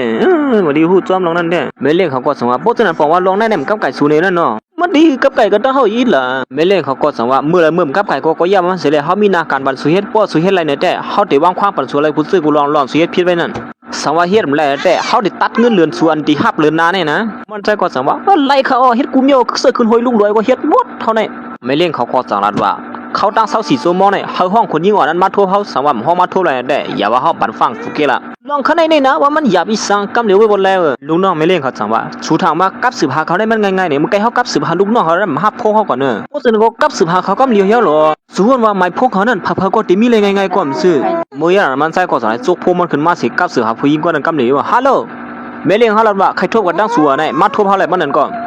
ผู้หญิงก็พร้อมเสือไว้เบียดพร้อมเสือกว่าเพราะนั้นก็คำขึ้นในมาทั่วหน้าสุก็อย่าไปซื้อคู่ยอกซะหน่อยเนาะมันก็ซื้อคู่เฮิงมาอินหรอซื้อคู่เหมือนก้นเลี้ยงบัวได้มันสลายเฮ้ยซื้อคู่เขาจะไหนก็เขาเดินเสือจะไหนเขาไปก้นเลี้ยงบัวน่ะดีใครบอกอยู่เถียงยันนั้นมันใจก็สั่งทีไม่เลี้ยงเขาว่าหน้าการเขาในเลยว่าเข้มเรียบเรียบ2เสือค่ะหือยันนั้นลูกน้อง3เสือไม่เลี้ยงเขาสั่งว่าเฮ้ยสุด3เสือกันนั่งคนหิวอ่ะนั่นได้มาอ๋อ3เสือให้ก็คือ1เก่าทั่วพันกัน2ปอกเว้ยนะผู้หญิงไม่เล่นเขานั่นสั่งว่าอ๋อพวกฉันก็บอกว่ากูน่ะสวยๆแถมไม่เมื่อวันนั้นเป็นเขาเลยนั่นเนาะป่ะไหนเจอด้วยเหมือนว่าลองไปยศยาสุดนั่นเลยว่าแกเขียนเต้เนี่ยเนาะตัวเต้ยศยาไล่ว่าเปล่าอุ้มผ้าอุ้มพี่เนี่ยก็หายแซ่บว่าเขาลัดว่าเขาในใครเฮ็ดในสังว่าอะไรเฮ็ดอะไรกูเมียวอันเขาเฮ็ดอะไรได้มีอันจึงวางแกบ่ไม่เล่นเขาก็สั่งว่าโป้อะไรว่าอย่าไปอุบผูที่เดียวออกกว่าให้แล้วฮะว่าเนี่ยโอ้สู้กล้ามไปออกกว่าในขย้อนทุกเงินไม่อ่อนตั้ง2อะไรค่ะถ้าใครชื่อซื้อคู่ให้อีโรฮัดนะใครคนยิ่งอ่อนก็ป้อลัดจะหือป้อมซื้อคู่เหมือนในเขาที่วางเฮาในนั่นไม่เล่นเขาสั่งว่าอย่าไปวุ่นว่าเฮาหุ่นนะเขามาซอยแถมสู้ซอยแถมเขานั่นปันเงินดินปากล้านในสัวก็ไว้กันเลยมั่วเลยอย่าก็เงินเฮาถูกปันสุเรือนป่นก็มีบ่มีล้านๆอะไรก็ได้มื้อเงินค่าคือ2ปากเงินเขแกเนี่ยอย่างนั้นไม่เล่นเขาก็สั่งว่าเอาสู้ว่าอะไรพวกนั้นก็มันนั่งก็สั่งสาวลูกน้องมันอ่อนเอาใจซื้อมันก็ซื้อคู่ดีนึงในเย้าถ้าใส่นั้นเฮาได้ดินกุนก็จ่ายก้อยโอ้โหงินจ้วมปีเซอร์ครับพวกนั้นก็ส่วงกับเดียว5กว่าซื้อดินอื่นเปิ้นขายก็มันก็ดินเปิ้นขายน้ำยาในหนอโคเนี่ยเฮ็ดนั่นสิเขาก็สั่งให้เขามาดินร้านขายซื้อโคนั่นยินดีครับตอนอยู่ค่ะนะใครซื้อโคซื้อหือค้ามันเลิกด้วยค่ะเลยนะนั่นผู้หญิงก็ได้ก็สั่งให้ยิบออกมาซื้อโคอันนึงซื้อโคในแค่ไม่ก่อนเนี่ยมันใจก็สั่งให้มาด้วยกาขันกาแก้วนี่มามันใจก็สั่งให้ถามที่เจ้าของมันนั่นว่าซื้อโคในโปซื้อกว่าย่อมาขายขึ้น2แล้วให้ซื้อโคในโปซื้อกว่ามันดีมาขายขึ้นแล้วค่ะล่ะมันใจก็สั่งว่ามือเตียงกับโยซื้อกว่ามาขายขึ้นกับเงินกว่าปุ๊บปั่นสล็อตเนี่ยก็มันก็เหมือนมันใจฮีบขึ้นมาแทงอันนึงอันนั้นเข้มกายอันเมื่อไกลลงให้ถ้าใครผืนในเกี้ยวว่าเมื่อไกลไม่เรียกเขาสามารถว่าป้อป้นหรือให้80,000แน่สูใส่กล้วยสูนึงเหรอล่ะสุดเดียวเอาให้ป้อทันว่านั้นในก็แล้วป้อนั้นก็เมื่อพ่อมันใส่เตื้องว่าเดียวในกล้วยนั้นสามีเมียปาคนนึงไปเขามาสิดันว่าเฮาก็เดียวในเหมือนกันนะสองมีเทียงหือ อ๋อความพันอินขนามีอันในอันเหลียวไว้เขานี่เมื่อพ่อหันใจเจอมันหลัดขึ้นมาว่ามันเตียวซื้อโคผืนในนั้นก้อยหนังเก่าเมียปาก็ในจังนัดขึ้นมาว่ามันก็เตียวผืนในเหมือนกันเนี่ยเย้าเจ้าของร้านนั้นจังว่าอันนี้มันมีอันเหลียวก้อยเขานะเมื่อรู้ในเขาเอาเปลี่ยนตั้งยาเขาในเนี่ยอยู่ตีนเสียงเขาในคือทางตั้งนำตั้งหลายเขานะเอาต่างอันก็เขาเลยก้อยกาซื้อหือก็เย้าเมียปาในก็ตึกคาไลเตียนใจเจอมันเลือกไว้อยู่นั่นเห็นนั่นดิยิงก็ในจังนัดขึ้นมาอันนี้เขาเลือกอันตั้งเขานะเขาที่ปันกามันเป็นซองปูนบ้าหือเลยขายมันเท่าเย้าละนั่นใจเจอมันจังนัดขึ้นมาโอ้โหเมียปาในสายตาลีเต้เขาพวกสุขอะไรซื้อขวดในก็เขาปันสุเฮียเขาในนะเอาค่ะแล้วค่ะในปานั่นก็จังว่าโอ้สุราเจ้านั่นแน่เขาว่าในยุคปันเฮาอย่าสองเจ้าอ๋อซื้อขวดคือเข้มเจ้าไหนได้ตึ้นกึ่งเป็นลูกชายสุสาวก็ย่อกึ่งเลียบ่กึ่งเลียบ่ได้นะในปานั่นก็จังว่าโอ้โหสุในหมอลาเต้ว่าเฮาสัมปมใครฮัดเอาหลงมออ๋ออย่าไปว่าเจ้านั่นค่ะเลยนะเอาค่ะเลียนผู้หญิงก็ในแลหาเจ้านั่นจังว่าเฮ้ยสุในเนาะในปาก็ได้จังว่าเฮ้ตัวเฮลานี่หลอกความเนี่ยโอ้สุรัตโคความเสนอเดียเขาดีเขาเบิ้ลหลักเขาสวกว่าเนี่ยเจ้าของร้านนั้นจังว่าในเขาเนี่ยเป็นก้นมักมีก้นเนื้อเนี่ยนะอย่าไปหาลงซุยุงเขาได้ดีเลียแต่เจอมันก็จังว่าอ๋ออย่าไปจะลามขนาดนั้นร้อนสุรัตเมื่อไกลว่าตีปัน2 ปูนนี่นั่นบ่เหือแม่ปานั้นจังว่าอย่าว่าตี2 ปูนละคู่ของดินนั่นล่ะในโพสุขอะไรอันเลยเนี่ยก็เขาปันสุเลยก่อนเนอะโอ้เขาอันเนี่ยก็ค่ะคำเอาเลยอันอ๋อไรกว่าเขาได้ใส่บันกลางสุกเว้ยม้วนถือว่ามือยันนะก็น่ะเขาแม่ปาก็ได้ก็เมาปั่นตะลำลงกว่ากำเหลียวเฮ็ดอันเสเขาก็สั่งให้เอาแม่ปาเนี่ยมานอนหรือเจออยู่เย้าใส่เสื้อมันก็สั่งให้มาเสียด้วยไปอยู่ลีแม่ปานั่นเฮ้อเขาในง่ายยากว้างเนี่ยบนเฉยยากว้างบนเขาเนี่ยนะมันใจก็สั่งให้สาวเจ้าของร้านก็เอาน้ำมันสามารถปั่นได้เย้าสวยสังที่หนึ่งไม่เลี้ยงเขาเนี่ยสุเป็นลูกน้องตะเป้เขาสงเจอเขาเนี่ยก็หักไม่เลี้ยงเขาแก่งก็มันใจสารขึ้นว่าไม่เลี้ยงสูงง่ายยากว้างพวกสุ่มใครตัวนากันก็มันเขาใจเทียมเนี่ยนะพวกเขาเนี่ยจวนก็สุ่มได้เหตุการณ์นั้นมั้งเฮ็ดอันเสียมันใจก็สั่งให้ยุดยานเมทัลในกำเหลียวอยู่เย้าเย้าก็สั่งให้เอาเขียนนั้นปักปันตีมือแม่ปานั่นกำเหลียวเอามันน้ำมันเฉยที่ในมือเหลียวเนี่ยเมื่อผู้หญิงก็ได้เอาน้ำมันนั่นก็มันใส่สั่งให้เอายากองปล่อยลงของที่เนื้ออ่างนะเฮ้ยมียากองได้ลงเนี่ยเดี๋ยวเนี่ยลือจะ2-3 วันก็หายอ่ะว่ะยินจมสุยเอานะอ๋อมลงยินจมดอกเขาซื้อบันซื้อโคบ่เป็นนั่นน่ะเฮามียินจมถึงเขาก็เนี่ยเพราะฉะนั้นก็เฮาซ่องลาปีนังอ่ะนี่นั่นคือมันเขา2 ก็ต้องให้ซ่องอย่างปาได้จังลูกขึ้นมาเมื่อไกลกว่าที่สวยแถวเฮาได้เปลี่ยนเพิ่นนั่นมาสู่ก็เจียดมาดูว่าเขาเหตุการณ์ที่เราเปลี่ยนเพิ่นนั่นอ๋อค่ะเมื่ออย่างผู้ซอยไม่เลี้ยงเขาก็จังได้มาลัดในไม่เลี้ยงเขาว่าร้อนใจเจอมันสวยแถมผู้หญิงกว่านั้นเขาได้เป็นเจ้าของกลุ่มเรียอันส่งคุกของออกนอกเมืองเลยนะลูกเขาได้ช่วยแถมเทียงไหนนั่นเนาะเจ้าเหี้ยค่ะพ่อเยี่ยมนั่นมันไปลองคึกคักให้ในเขามีเพลิงมาช่วยแถมกำดีเลยเขาอยู่ที่นั่นเขาก็ช่วยแถมไว้กวนตีญาก้องให้ในนี่ไม่เลี้ยงใครฮู้ไม่เลี้ยงเขาก็สั่งว่าอย่าไปละนะว่าลอกไล่ยุดยาเขาในคึกเข้มเด้เลยนั่นกวยการลองเหยียบสิเปิ้นได้ผู้หญิงก็นั้นเขาดำมีลูก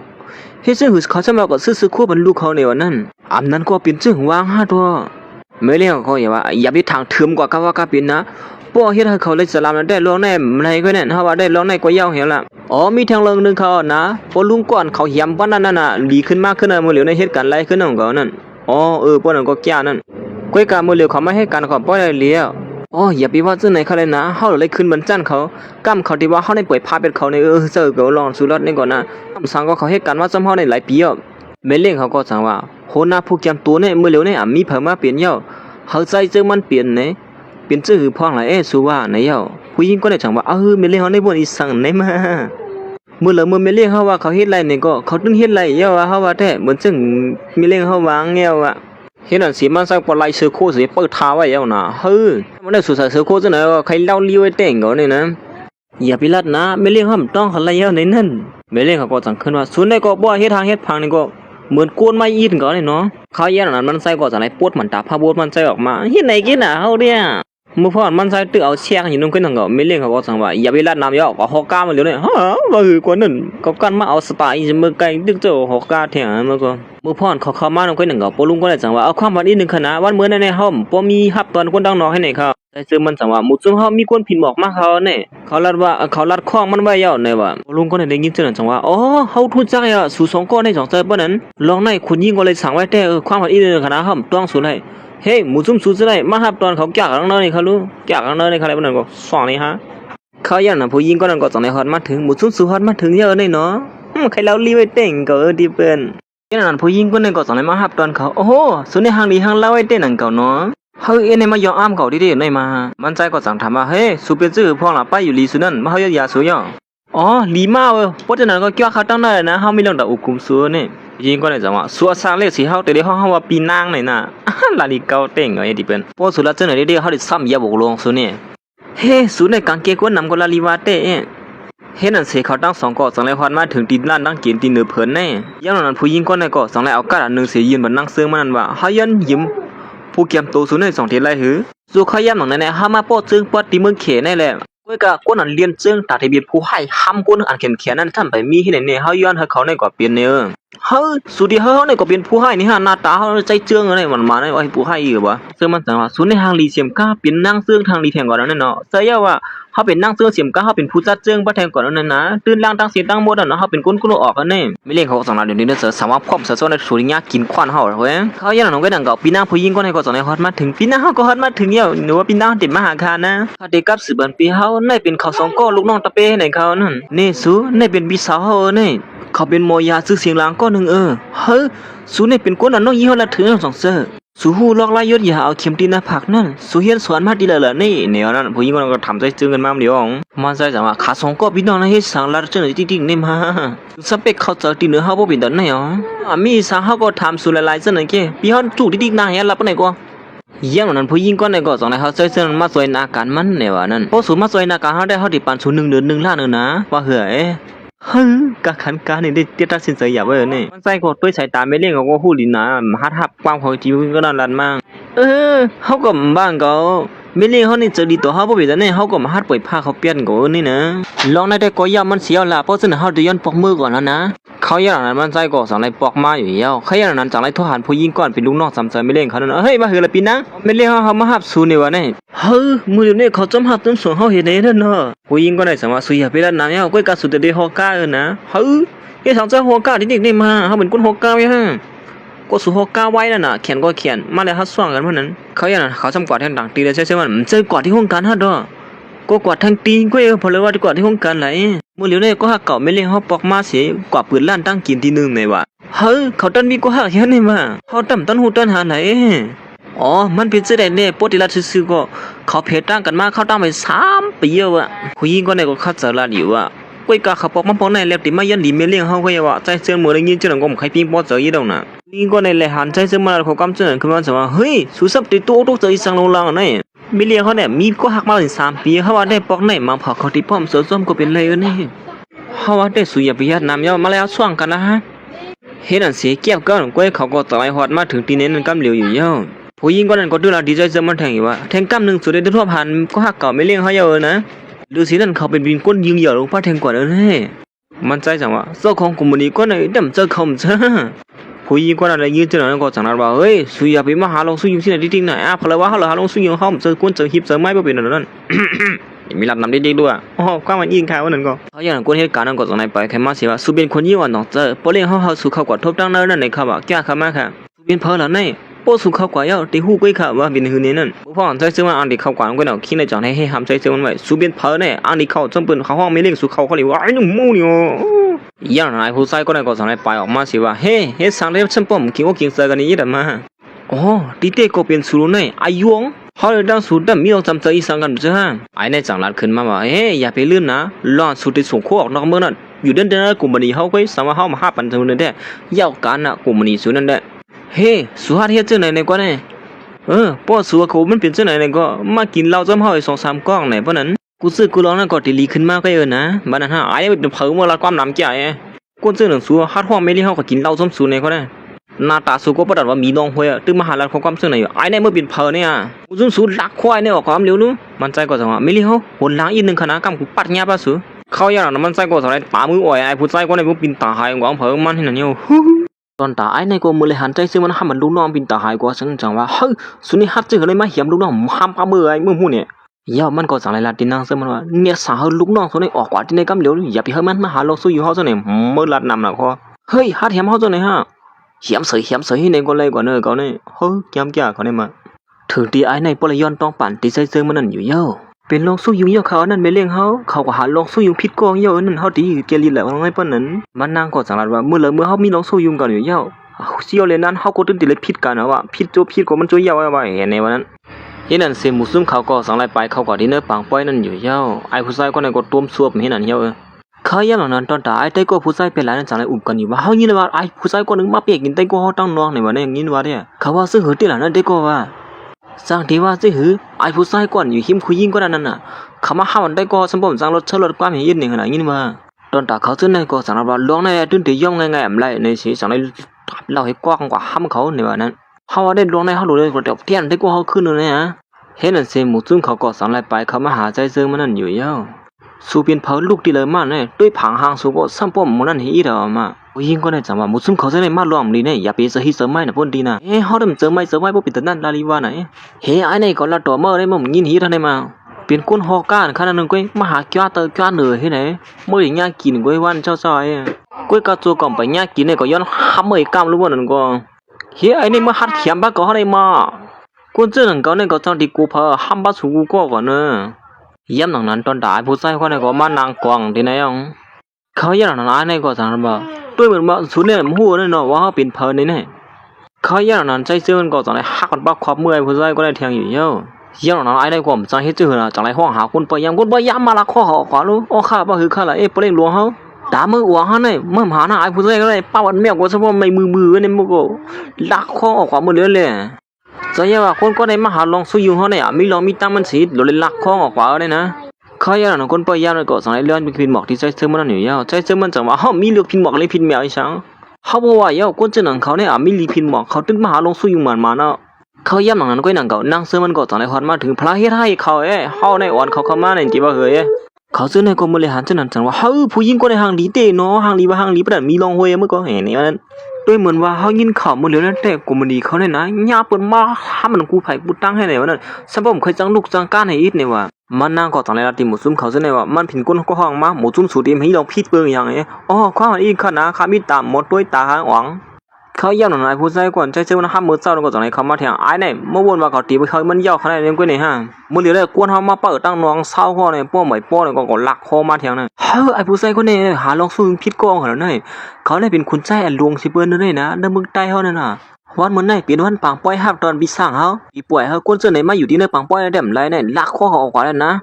ะเหมือนมันตึกตีนนะตามตาใช้เสื้อมันอยู่นั่นก็หนังเก่าใจเสื้อก็จะหักมันมือเถียวเฮ้ยคำเตี้ยนั่นมาไอ้เนี่ยจำกูเพิ่งที่หลงเขาซื้อในก็สั่งกันว่าคนเจ้าไหนเฮ็ดให้เปิ้นจะlàmเจ้าไหนได้ในวันตั้งนานได้เนี่ยหาการหยาบในมือดอนดาในก็ตึกป้องล่ะคนปยามหน่อยดิซุ่มหาฮะเฮายามเปิ้นต่ำดังพิจารณาสุดตึกสุดด้วยสังเที่ยงได้มาความพันอินขนาสุอย่าไปเฮ็ดลองสู้อยู่เจ้าไหนค่ะที่เนื้อปังป้อยเนี่ยเขาอย่านั่งเสมันสั่งว่าเมื่อเหลือสุดได้ลือป้าเฮาเสียออกว่าไหนได้เนาะ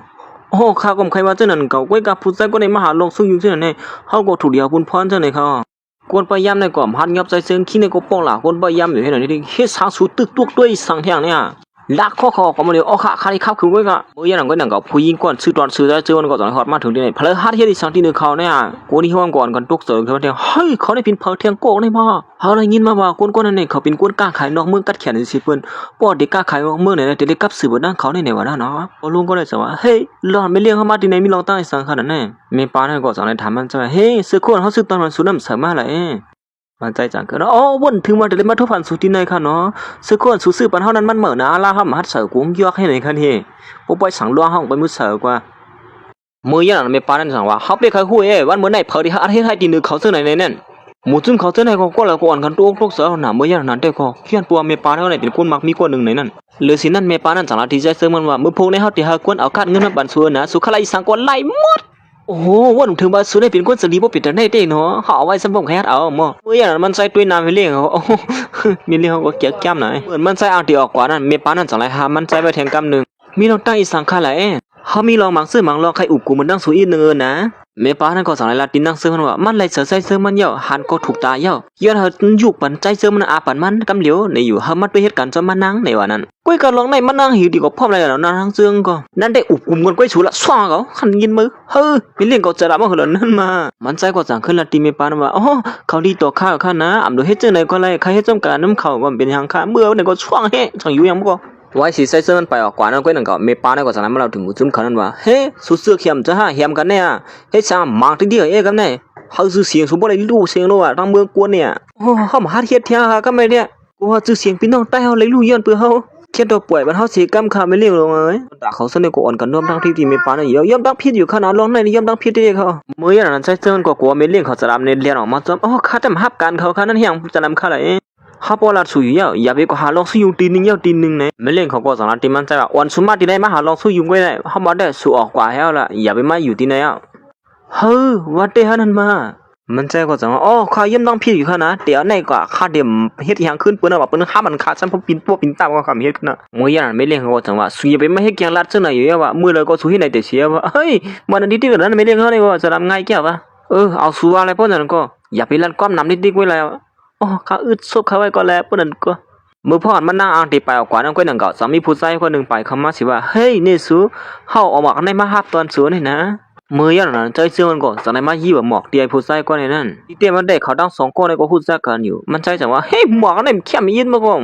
็ก็งูเปียดยาคำเด้มือยันนั้นลูกน้อยผู้ชายก็ในจังว่าเฮ้ยสูเป็นเพอแน่มาหิมหมอกไม่ขุนใจเขาเจอได้มาไอ้ผู้ชายก็ในก็จังอีกหลานลูกน้องเฮ้ยอย่าไปลั่นน้ำด้วยยันนั้นนั่งซื้อมันก็สั่งนั้นว่าเขาเป็นก้นเฮาเนี่ยนะไอ้ผู้ชายก็ในเลยยินจังว่าเฮ้ยเมื่อก็เขาเป็นก้นสูเนี่ยนี่เจอก็อ๋อเป็นดังพี่เท่าเนี่ยนะเขามันเทิงเป็นอีกหนึ่งเขาอย่างนั้นใช่เจ้ามันก็สั่งเอาหมอกนั้นถึมเบียดปากเนี่ยก็มักกอดมันก็ดังเฮ้ยยินดีครับตอนเต้นเขาพี่เฮาเนี่ยนะไอ้ผู้ชายก็นั้นมักกอดใจเจ้านั่นเฮ้ยสุดก็หูจักกันเขาได้มาเมื่ออย่างนั้นมันใช่จังละเดียวผู้ชายก็ในว่าเฮ้ยสุดเนี่ยจัดเต่งก็เลยมักมีผู้เป็นอะไรเต้หลงในหนูสัมปมลัดนี่เฮาอีดอกหมอเฮ้หมวนตั้งพี่เฮาก็ตำต้นยำทำข้าสิปอกข้าที่ชับเลี้ยงเน็ตเปียวก็เจอเขาอย่างนั้นใจเจอมันจังว่าสุดแล้วถ้าหมวนตั้งว่าได้ซื้อกาปันเฮาในนั้นไปซื้อให้อ๋อตื่นซื้อเยอะกว่าเมื่อลาได้ก็เฮ็ดจอมกว่าคนใจก้อนนึงเนี่ยเมื่ออย่างนั้นแม่ปลาซื้อแล้วก็สอนให้ฮอดมาถึงที่ในแทงกำนึงแม่ปลาก็ในก็เป็นพี่นางไอ้ผู้ชายก็นั้นก็เฮ้ยน้องชายปันกาพี่พองหรอมั้งก็ซื้อปันเปิ้นจังไหนปันบ้าพี่พองหรอไอ้เนี่ยก็เน็ตเรียนของเขามาพี่นางเขาใจเสื้อมันจังขึ้นถามว่าเฮ้ยสุสงก็เป็นพี่น้องกันนะฮะมาอ๋อในเขาเป็นพี่สาวเฮาในบีเฮ้สุดต้องห้ามแล้วในก็ในเมื่อเร็วในไอ้เนี่ยจะว่าเฮ้ยพี่เฮาซักปีใจก็ในฮะในเปิ้นนั้นเขาเนี่ยอยากเป็นคนใจซักปีไว้นั่นน่ะจำเจ้าพี่เฮาเนี่ยเป็นคนใจทักพี่นางเฮาไว้ในเปิ้นนั้นเขาอย่างนั้นพวยปาก็ในก็สอนให้ถามนางซึ่งมันว่าต้องสู้บนลองหน้ากันแต่ที่เรียกไล่กันดังกันดังเฮาโฮมกันดังเฮาสุเขาอย่างนั้นเนี่ยเฮาเคยกดตังขึ้นมาโฮมกันอันหนึ่งลองในเขาสู้มาโฮมซ้อมก้อนหนึ่งในนะการกล้าขายจังไหนเมื่อพ่อนขึ้นจำปังหลายนั่นก็เฮาก็ได้ขี่ฮื้อนั่นน่ะบ่ขี่ฮื้อก็สวมน้ำเยอะมันก็อ๋อลองสุรันมันนั่นก็มีลองตามมันอยู่นึงก็นี่เขาอย่างนั้นเมปานั่นก็สังหารบ่าลองเฮาตีก็ตั้งโฮมกันได้ขึ้นมานั่นก็เขาสู่เขาโฮมซ้อมอำรู้สึกเงินเสียเปียก็เลยหาว่าสุนัยเป็นคนมีน้ำกัดก้อนนึงตื่นล่างนั่นสังว่าอะไรมาไหนเมียงเป็นสีกวางตอนดาเฮาเอา40% 60%นั่นได้ก็สู้ด้วยเมียงกันละสู้3ก็น้องชายเฮาปีหน้าเขาจะลิกะสู้ว่าเป็นซื่อพ่องเลยมันนั่งก็สั่งว่าโปเจนก็เฮาได้ย้อนบนด้วยก่อนโปเจนก็ย้อนเฮาหัวมือกันเฮามีตังซื้อหมดสูงค่าว่าคือนั่นผู้หญิงคนก็หับโพเป็นปากก็ไหนเฮามีหน้าการหินเนี่ยถ้าได้ย้อนปอกมือก่อนมือลอยๆมือเข้าไปนกจอกตีเตมันมีคนซุ่มหนึ่งมาหาปอนั่งซื้อมานั่นหมอสูงมาเฮาไม่ฮบทบกันบ้านมื้อนั้นได้เปลี่ยนมีตังซื้อเต้เลยเนาะเฮ็ดซื่อเลยฮอดมาถึงที่ในขนาดไหนมาลุงลินสูนั่นหมดแล้วให้เขาจะได้ก็เป็นเจ้าของกลุ่มบริมักขางนั่นหลายๆอยู่ว่นถึงว่าหมูซุ่มสูดีว่าโฮมกันตั้งนำตั้งหลายจังได๋เนาะแล้วเฮือนเฮาในเตรียมเสียงในบ่นั่นได้เขาย่ำหนังนั้นหมูซุ่มเขาซื้อในก็จังได๋มาย่ำตั้งพิธีปอนั่งซื้อมันนั่นความพันอีกนึงค่ะนะบ่ลุงก็ในเลยยินจังว่าเฮ้ยอีสังลงลังได้มาเป็นอีสังเต้ซอยซับเลี้ยงในปันเฮาป่องเสยอีกนึงลูกห้องไปฮู้ตีปองดีกันเนี่ยเขาย่ำนั้นเขาซื้อในก็จังได๋เฮาลูกชายหันมาคุบค้อมน้อมไว้เฮ็ดนั่นนี่เพิ่งมันเฮาดิ่มเสิงซิมีสังแถวค่ะนะวันมื้อในเฮาอันลูกชายเฮามายำตั้งพิธีสู่เขาลูกชายไปหลอกไปหลายของเฮาซื่อในกว่าป่นเรือด้วยลูกยิงสู่นั่นเขานะเขียนต่อสู่ปล่อยวางขว้างปันเฮาขาดสิกรรมค่ะเนาะติค่ะเนาะเจอว่าเฮาไว้กว่าเลยว่าเขาย่ำหนังนั้นก้อยหนังเก่านั่งซื้อมันก็สังหลายฮอดมาถึงที่เฮือนในปอค่ะลองในมันกับไก่อีสังกันดังคาสิอีกค่ะนะกวนนั้นหมู่ซุ่มสู่ถูดีย่ำตั้งพี่นั่นแต่เฮาว่าได้และผิดกว่าอยู่ใครว่าซื้อหือขนาดนั้นป้นไหนนางซื้อมันก็ย้อนปัวเป็นก้นหอกามันขนาดไหนมันเป็นล้นปื้อสายลูกซ้ายมาซ้ำเลี้ยงไหนอินดูออกขวานนอกเมื่อปอกในเมื่ออย่าไปปอกมาอย่าไปเฮ็ดจังได๋คั่นในปัวย้อนปัวหมู่ซุ่มเฮาในเฮ็ดให้ลูกน้องทำเสริมไม่เล่นก้นทางดีเขาในอำปิ้งปัวเสยให้ในเขาไอ้เขาซื้อในก็สายลาดในป้าว่าก้นหอกาก้นนั้นซื้อว่าไหนเยี่ยก็มีปลาซื้อเลี้ยงนั้นมาเฮกาวันต้นตาเขาซึ่งนั้นในว่าพอลุงก็ในก็สังเลยถามหาใจซึ่งมันเมื่อเร็วจงอยู่ที่ในเย้าเขาย่ำหลังนั้นก้อยหนังเขาใส่เสื้อมันก็สังเลยฮอดมาถึงที่ในเหมือนซึ่งนั้นเขาทำหานั่นเย้าว่าคือข้าหลานแม่เล่งมีอีสังคาจอยข้าหลานนี่เฮาลืมหมูซุ่มเขาออกกว่าฮะดอแม่เลี้ยงเขาก็สังเลยละในมันใจว่าเฮ้ยอย่าไปว่าเสื้อไหนเลยหมูซุ่มเขามาย่ำตั้งพิธีสัวนี่นะเขาก็เป็นก้นหอกานขนาดนั้นก้อยเดี๋ยวมาย่ำตั้งพิธีสังที่เฮาหลงลังถึงตีเฮามหาสัตว์ที่ลงซึ่งในมากกุ้งกว้างน้องไว้แผ่นหน้าเฮาซึ่งในนี่เมื่ออย่างเขาซึ่งในก็สังเลยลุกขึ้นมาสิกับสืบตัวเขาห้างเผอห้างมันอยู่เย้าความพันอีกนึงนะลูกชายเฮาเลยตั้งไว้ก่อเขาซึ่งในมาป่นลือดินสูนั่นเฮาย้อนน้อมใหญ่ๆลงๆเขาสุยย่ำตั้งพิษซึ่งในหลายๆก้อยให้มันก็สังเลยละติปอนังเซมันมาพอลิงลวงค่ะด้วยถึงก้นแขกสุดีๆค่ะละข้ามีนาการค่ะที่ย้อนกว่าเหตุการณ์ก่อนค่ะนะ เมื่อพ่อมันใจอ่างตีไปออกกว่าน้องก้อยหนังกับโปลุงก็ได้กว่าก้ามขวัญคาเลยนะเขามีคู่ขอหนึ่งขึ้นเฮา100เขาได้ยุอาปันสุยาบ่ยองตั้งผิดปันเฮาเด้มันหลูปินได้หรอส่วนในเลยว่าเสรีแก่งก็มันเป็นสังฆะในที่อีก็เนี่ยเขาอย่างนั้นลุงก็ในก็สังรัดว่ามีอีสังอีสิงนู่อันเลี้ยงใหญ่อันนึงตีอันปันใจเจอมันเหมือนกันหนังเก่าในย่อเพราะฉะนั้นก็เฮาติปันก้าสูลำหนึ่งเขานะแก่งเก่าปนซื้อปันก้าเฮาลำเฮาขี่มาเลยนี่มาสูในโกนึงเก่าเยาเจอลีเต้เนาะฮอบต้นหันเพิ่นจะลีมันสูในปอก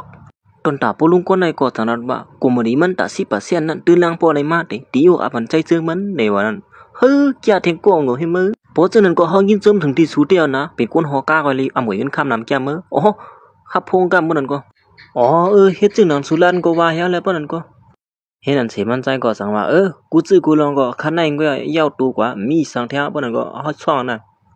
ยินจมเด็กๆค่ะนะที่มาต้องพี่ลูกใส่มือยินจมยินจมก็ยินจมมาซุหิมก็สมมุติต้องพี่ก็ลีนะนี่มื้อเฮ็ดนั้นสิเหมือนปอกมาที่ห้องขานั้นไม่เลี้ยงเฮาจังได๋ป้องหลามันใจอีสังเทียงขนาดได้ไม่เลี้ยงเฮาสู่เป็นหัวหน้าเปิ้นมาตกลื่นมือวันตั้งวันไหนมันกืออยู่ในกว่าไหนกาจังสุเนี่ยจะไล่ก็ขยบปนั้นเขาได้กับสืบหาลูกน้องกับนึงนี่จังว่าเฮากับสืบหาเขาอยู่เขาดำฮับพงกว่าเนอเฮ้ยมันเป็นอีสังเต้ๆในปนั้นเฮ็ดนั่นสิเขาทั้ง2ก็ตายเน็ตกว่าซ้อมหาบางเขาที่มีลงสู้อยู่เนี่ยเหมือนเขาฮัดมาถึงตีเนอลูกน้องเขานั่นก็ตายนอนปีนผิวจีกว่าเผามันอยู่เฮ้ยอีสังเมียนขี้แก่นี่มาปีนลงตั้งอีสังเต้ๆนี่มาบางเขานอนขี้เถอกวนอยู่มาเฮาช่วยเขาออกมาให้ก่อยว่ากันมันนั่นก็เฮ็ดนั่นสิเขาทั้ง2ก็สั่งแล้วมาซอยกวนเฮ็ดกัน2ก็นั้นเน็ตออกกว่าที่เนอข้องที่ในไว้ๆอยู่เย้าเหมือนฮอดมาถึงนอกข้องนั้นก้อยหนังเก่ามันใจก็สังไรเจ็ดด้วยไปอยู่หลีก้นก็2ก็เนี่ยมันเป็นอีสังเต้ๆนี่มาเอาปักด้วยรู้ว่ามันเป็นหือมาเขียวมันได้ปักหน้าผากได้กล้ามก็มันก็เขาอย่างนั้นปลุงก็ในก็สังไรที่มันใจว่าเพราะฉะนั้นก็เฮาที่ห้องรูดห้องยาให้กล้ามบ่ไหนบ่ห้องรูดห้องยาได้เขาเนียนจวนจะมือชุมไปห้องเขาว่าอย่างมือเหลียวนี่ห้ามดีหือแล้วนั่นบ่ไหนมือเหลียวในสู่ห้องก้นฮอกาเสเฮากว่าดีห้องยากับบันมือกว่านั่นล่ะเอาว่าแล้วพวกนั้นก็พงเอาในก็เต็กหญ้าน้ำปัดเมียนนี่มาเมื่ออย่างนั้นไม่เล่งเขาเต็มไปหัวก้นเหตุการณ์ว่าหญ้าตั้งพิษหญ้ายายากกองในนั้นข้าอย่างนั้นลูกน้องจำมานั่งเนียนเรียนออกมาไม่เล่นข้าไปลองสู้อยู่เยอะข้าในมือเหลียวเนี่ยอีสังเทียงในลองสู้อย่างเดียวกูวันอ่ะมาย้อนปัวหมูซุ่มก้นเสนหญ้ายากองเลยเขาก็จังในอ่อนมาดีห้องยาในก้อยกับผู้ชายก็ในเหลือไม่ให้ห้ามไปหมอยาก็ในจังนั้นว่าพาเรามาหาลองสู้อยู่ที่ในห้องยาเขาเสนอเขามาที่ในเสียมแล้วย้อนตั้งขว้างในสู้ปักเปิงอยู่ที่ในที่ในก็สั่งว่าหมอยาค่ะช่วยเทียมมันก้น2ก้อนอีกนึงค่ะนะเขาในย่าอยู่ไอ้ป้าที่จะหือช่วยเทียมยาวเนี่ยคนจะในหลุดพังแค่เมื่ออย่างนั้นก้อยหนังก็มันก็สั่งในหันเป็นเสือใจซึ่งมันเฮ้ยหมอยาลุงเขาก็มาที่นี่เหมือนกันฮะเนี่ยเขาใครกว่าเจ้าสู้แก่งก็ในก้อยกันนาการเขานำเป็นอินใจจึงมาร้องได้ไว้สิกว่านะร้องกว่าเจ้ากันนี่เรายาในกว่าตัวบันชื่อนึงคำเดียวเนี่ยหมอยาลุงเขาติดช่วยเขาในยศยาก้นสองใจค่ะเขาว่าเต็มเลียตานะว่าเนี่ยกว่าสั่งกว่าไม่ได้ดีเขานะใจกว่าสั่งว่าอย่าไปลาดน้ำเยอะเนี่ยเอาในกว่าตัวคำเดียวละเฮากวนมาตุ้ยพายบันขึ้นกำเหลียวก็แค่มานั้นเพิ่นไม่ซักซับหลีเพิ่นนั่นก็ซ้อมนี่ก็ไม่ซักแล้วมันจะไล่อยู่ว่านี่เขาก็เนี่ยเอายาขือลงกว่าตุ่มกำเหลียวอยู่เนี่ยมันใจก็สังว่าตุ้ยใช้งานมาเนี่ยบ่เคยแค่มากวนซั่นนี่บ่ถึงว่าดีให้แฮมบ่เป็นนั่นได้มันก็มาก็เอาเข็มก็มาทั้งปักหน้าผากในกล้ามในปีนตาไอ้เต้งอยู่มามันใจก็ควักของควักขึ้นปักลงที่หน้าอกแถวน่ะหมอยาก็ในจังนั้นว่าลอกไล่ยศยาซั่นนี่ที่เจ้าอินเฮียงนำหน้าอะล่ะเฮาคาซอยสุพอง2ไร่คะแนนมันใจจังว่าอำเป็นสังเฮาเฮ็ดก็เหลียวก็ไหลเว้ยสุกว่าตุ้ยน้ำเนียงเฮานี่อะไรเขาปานนั้นก็น้ำเนียงเฮามันสุกอยู่มามื้อมอยาก็ได้จังฮอดมาถึงเดี๋ยวช่วยคั่นเนี่ยช่วยได้ช่วยไหลเว้ยอย่าไปมาสุกอยู่เว้ยก็ไหลอ่ะว่าเฮาสุหลัดติมอยาลงซึ่งในเลยชื่อหือแล้วนี่อำเป็นสังเขาเป็นมอยาลงเสียนี่เขาเหยเฮาเหลี่ยมนี่เหลี่ยมขอบแขนเฮาบ่เนี่ยมื้อนั้นเขาก็จังได๋ออกมายาเขาคือเข้มเหลี่ยมแล้วครับมื้อเหลียวเนี่ยมาเลี้ยงกำเหลียวล่ะเนี่ยมาอ้อยยับอ้อยปลาเฮาแล้วครับนายบ่อ้อยยาเขาได้ลิ้นตื่นขึ้นมาเหลียวเห็นนั่นสิเขาก็สั่งแล้วเอายาเนี่ยมันเลี้ยงกวนนั้นลืมตัวไว้อยู่แล้วหมอยาก็ได้สั่งว่าเฮาเสียตัวแล้วว่ากวน2ก้อนเนี่ยเขาย่าย่อยปลาลมหมักพาในเฮาบ่ได้ก้อยกากำลีเลยสัวเขียวในปักดินนาโอเขาเลยมื้อเหลียวช่วยอาสาเขาไว้แล้วหลุดด้วยถึงอีก้อยก็หายอ่ะเนี่ยเหลียปานก็ก้อยก็ว่าสมาธิเปลี่ยนจังได๋สิล่ะไหนก็เฮาตัดที่หาลอกไล่ยศยามันเลยเฮาก็ฮู้ที่ถือจุ่มของลาๆเนี่ยมันว่าน่ะมันใจก็สั่งว่ามื้อพ่อสลาเฮาสอนเฮานั่นแต่ป้อยศยาเชิงไหนยาวเดี๋ยวก็เอานอนฉันกว่ามันก็เข้มแลบหนาวนะเฮ็ดนั่นก็เนาะปอกจ้าว่าไม่เด้เหมือนหมอยาก็ได้กลมลงมาเสียด้วยแทงกล้ามเงินก้อยหนังเก่าเอ็นเลือดเขาได้ตอดขึ้นมาขึ้นนั่นนี่ขอบแขนเขาได้ก็มือนี่มีหันอยู่กำเดียวเนาะแล้วว่าแก่เต้ก็ได้สุเนี่ยก็สั่งได้จ้วกออกมายาๆได้สิว่าเอาอยู่จังได๋อันนั้นสิยศยาตุ้ยกว่าได้แต่จังมันจะเข้มค่ะใจซื้อมันจังได๋มายิบตุ้ยสิว่าแก่งอนในเฮ็ดจังนั้นสุว่าในก็เลียลองได้ก็เอาเป็นปุนพรสวยแล้วปานนั้นก็ โอ้อะไรเขาเพราะฉะนั้นก็เขามีนาการเขาดีย้อนกว่าก่อนนะเพราะนั้นก็สอนให้ฮะอยู่อย่างที่ว่าก็เฮ็ดอันสิมันใจก็จะให้ป๊อบมากขึ้นที่ห้องการเขาแน่เหมือนมันใจฮอดมาถึงที่ในนั้นก้อยหนังก็ก้นเหตุการณ์ป้ายยามมันก็เป็นก้นนาเหมือผู้ลุงก็ได้จังว่าเฮ้ป๊อบมากขึ้นนะคะในมามันใจได้หันก้นเหตุการณ์นั้นเปียกปืนเลยจังได๋ถามผู้ลุงก็ได้ว่าเฮ้เฮาย้อนถามอีกนึงดูสุขายามของนั้นให้ก้นเหตุการณ์จะได้หน้าตาเปียกปืนไว้ไหลอ๋อหมู่ซุ่มเขาจะได้เฮาตื้อหับเข้ามามือสังในก้อยเขาเนี่ยเหมือนมันใจเลยฮู้ว่าก้นเหตุการณ์มาเหมือนในนั้นก้อยหนังก็เป็นอำบวนคำเสว่าอยู่ว่าลองในแลบติกับไก่ลองนั่นอยู่ในเย้าสร้างบ่นก็ มันใจก็สลายมาเสียด้วยหลอนที่เป็นฝันนั้นว่าศักดิ์ศรีมันเตียนขึ้นหรือไว้นั่นจื้อก็มันติดตกไว้อยู่ไว้เจอในนั้นนี่อยู่เตียนเขาเอายายักกว้างมาในมันอยู่ที่เลยมาได้เตะในมาก็หาได้ด้วยมามือพ่อมันใจหากว่าหาขึ้นก็นั่นก็สังได้หาเป็นผองข้อมูลแค่กองอย่างนั้นเฮ้ยได้เป็นผองข้อมูลเหรอนี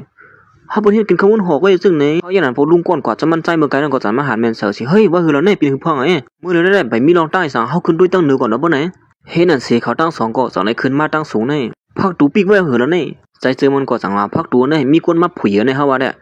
ก้อยไก่อย่าไปในกำเปิ้นทู่ตัวเฮียบ่เฮากว่าเปิ้นมาเปิดปันใจเจอมันก็สังจกออกมาอันยาวกักซองก็แก๊กก็คิดก็คักก็เก้ก้าไม่ก็ยาวนะเฮ้ยไอ้นี่หมอแก้วในมาไผยาพักตูนี่มันได้เป็นผลลักมามันเขาอย่างนั้นเขาก็สังได้หันเตียนยากองนั้นมาจึงหือนี่นั่นโอ้ตีเต็มมันก็มาที่ฮู้รวมในหลวงมันใจก็สังได้ครับปลุงก็ได้กว่าด้วยกองไทยเมื่อคำบ้านมีเผยเข้ามาหลายๆเดือนในนั้นนี่อยู่สองได้ซ้ำเจ้าด้วยกลางคืนก็ล่ะแต่เจ้าด้วยประกลางว่าไหนสมบูรณ์ด้วยล่ะคนเหตุการณ์นั้นลืมตัวยามกลางคืนมือพ่อเขานอนก็อย่างล่ะลองสุดนั้นก็มีลองมีตั้งก็เนี่ยเพราะฉะนั้นก็เฮาดีกว่าแจ๊ดด้วยมือเหลวเนี่ยเมื่ออย่างนั้นมันใจก็สังได้มาสั่งผู้หญิงก็ได้ว่าอย่าไปปันไม่เลี้ยงเขานั้นออกว่าตั้งนอกล้ามือเหลวในอยู่ผู้หญิงก็ได้จังขึ้นว่าเขาเป็นไม่เลี้ยงเฮ้ยนะสมมาสั่งเขาเลยจะหือล่ะนี่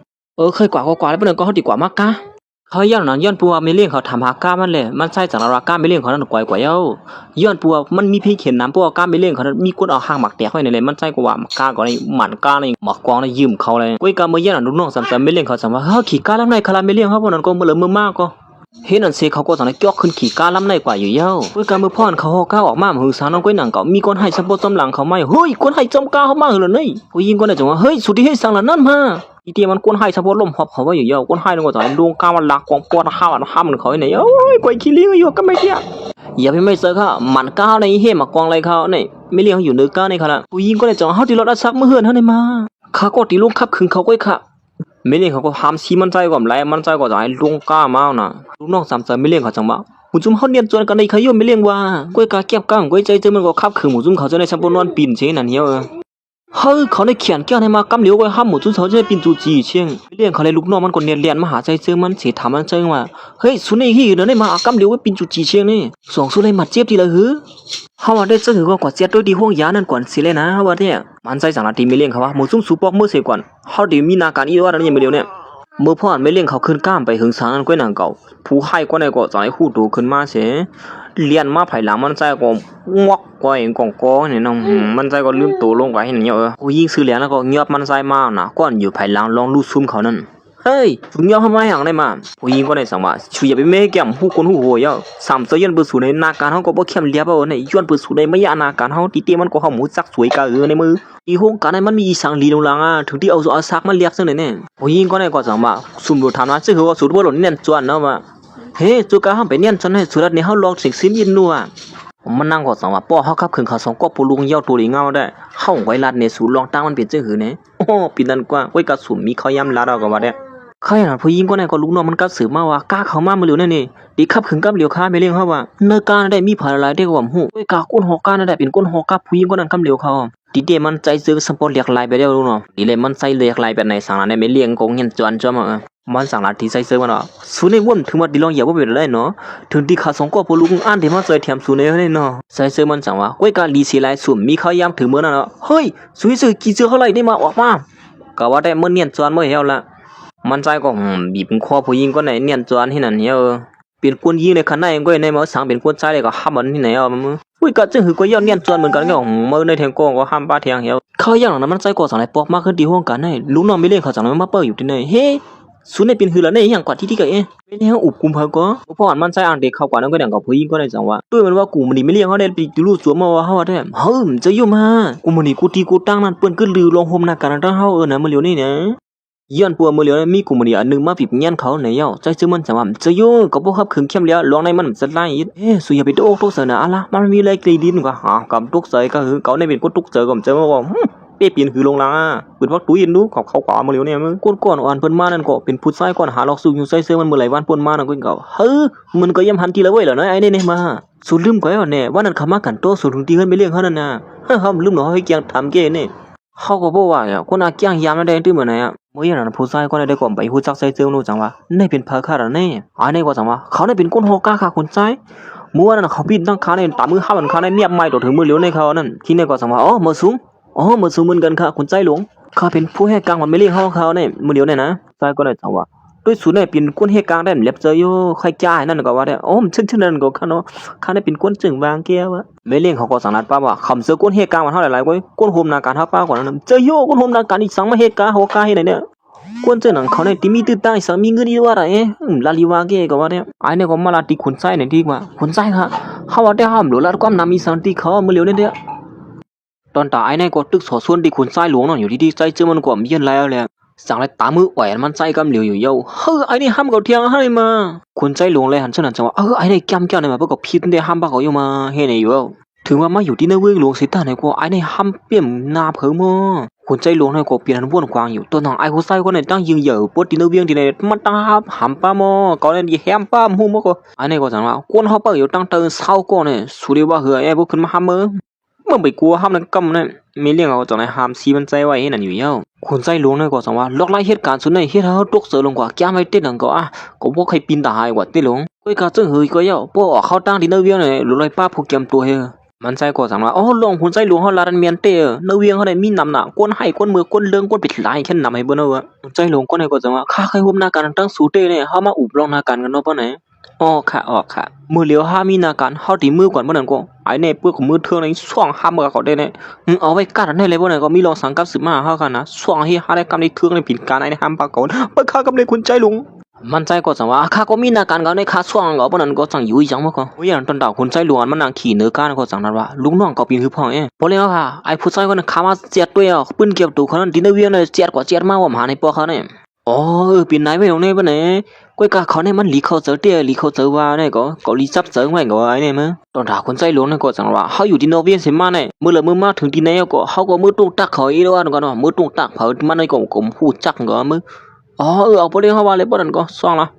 เห็นนั่นเสียมันก็จังไอ้ขอดมาถึงที่นี่ห้อมเลยหันกันก็3 ปีไปสุก2เหลือแล้วเนาะ3 ปีไป12เหลือได้เป็น4 ปีเขายกไปเลี้ยงหลวงเขาว่าเจอเต้งก็ลาดเนี่ยก็ห้อมในทุกผ่านกันหือเนี่ยเป็นชื่อหือพองขลาอันนี้ได้ก็เป็นลูกน้องสามสาวได้ก็ใช้ซื้อมันก็เองก็สรุปเป็นหือพองสาให้ซื้อให้มาถึงที่เนี่ยขลาที่เนี่ยมีต้นไม้ต้นตอกต้นหมากต้นแค่นั้นนำน่ะอะไรเขาก็มาลือเจอให้ไหนกว่าหน้าการก็อีวัดก็อย่าไปให้แกงล่าเสียงซิมแล้วลองเต้ไม่เอาล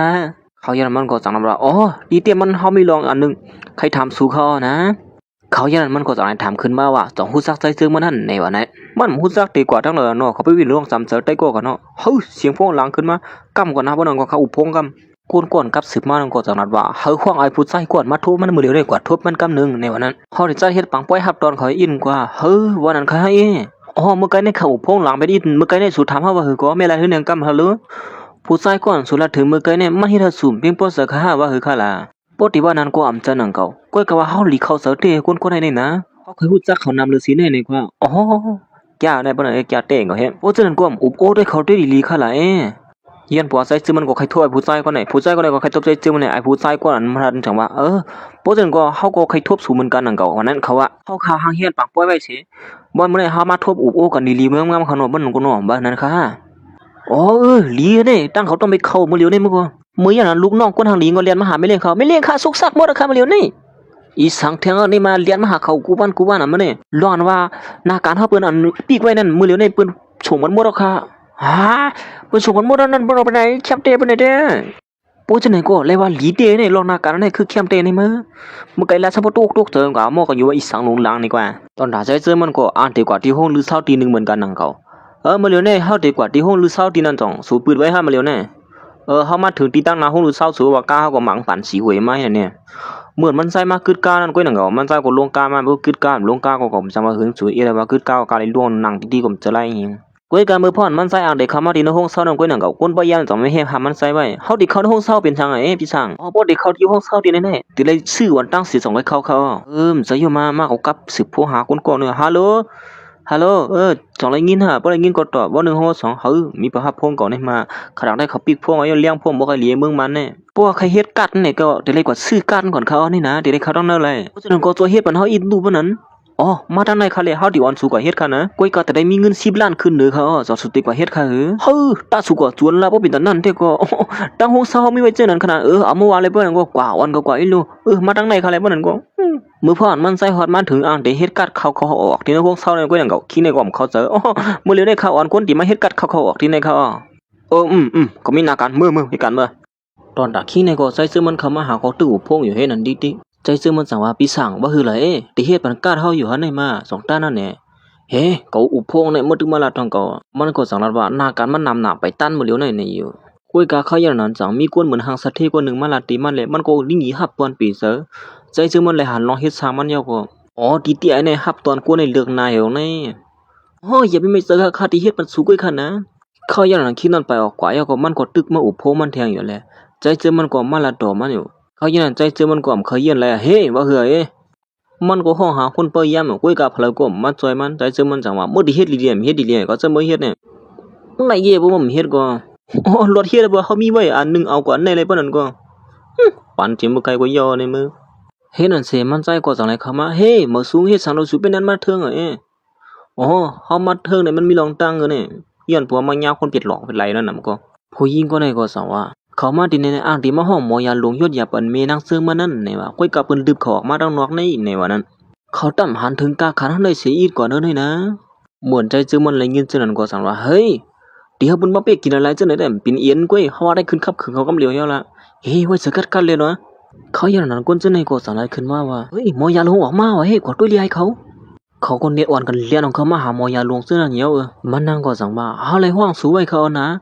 ก้อยกามันก็ได้เปิ้นดึบเฮาออกมาเนี่ยเขาย่ามือเหลียวสุดด้านยอกขึ้นมือซอยเมเฮา2ที่ไล่ค่ะใจเจอมันจังว่าก็มีที่ในเป็นโกตื้ออ่อนมาหาหมอยาแก๊กกิ๊กๆซึ่งในเที่ยงได้มาหมอยานั้นคิงในก็สั่งได้ไปขึ้นมาเสียว่าความอันอีดึงนะหมอยาทั้ง2ก้อนเนี่ยมันจะเฮ็ดซื่อกว่าเจียดมันโปเท่าสูงแล้วเมสูนั่นนะเป็นหยังหรอคนจังได๋จังว่านี่เป็นคนยิงเยอะขนาดนั้นเปิ้นก็ตึงยศยาเปิ้นเขาก็เนาะบ่ทันว่านั่นติเขาเป็นว่ามีก็เป็นยศเปิ้นก็นั่นเนี่ยว่ามันนั่งก็สั่งให้ตุกยันติโปลุงก็ไหนว่ามื้อเหลียวในเมเขาเปลี่ยนกินไว้อีกคนเด้อหมอยาลงนั่นก็ยศยาเปิ้นเมเขาอีกนึงในยก้อยกับโปลุงก็ไหนยอมละใจก็เลยตื่นมาเจ็บเหมือนกันนี่นะเหมือนไอ้ในแลหานแม่นใจจึงเฮ้ยอย่าไปป่วยหมูซึ่งเขากว่าเรื่องนั้นแล้วค่ะนะเขาได้ให้นะก้อยฮับบนเขาเนี่ยตุ้ยมันว่าก็สั่งสอนว่านั่นแหละไปหลับเต้ในมื้อตอนดาขี้ในก็จังละดีว่ามื้อละมื้อมีสังก็หมอยาลง2ก็เฮาว่าได้ช่วงมาซ้ำเฮาแล้วล่ะอย่าไปว่านั่นแหละนะเสียละเชียงกังกองได้เจอมันจังว่าปวดดีกว่าในก็ได้กว่าที่ขึ้นคนนี้กว่านั้นในวันตั้งขี้ในก็สายละดีนี่ว่าหมอยาลง2ก็ม่วนด้วยดีๆนะดีกว่าตั้งเลยวันตั้งนั่นตอนตามหมอยา2ก็นี่ก็หานถึงปลามีขี้ในแหละจังได๋อันดีกว่าซ้ำขี้ในอยู่ยา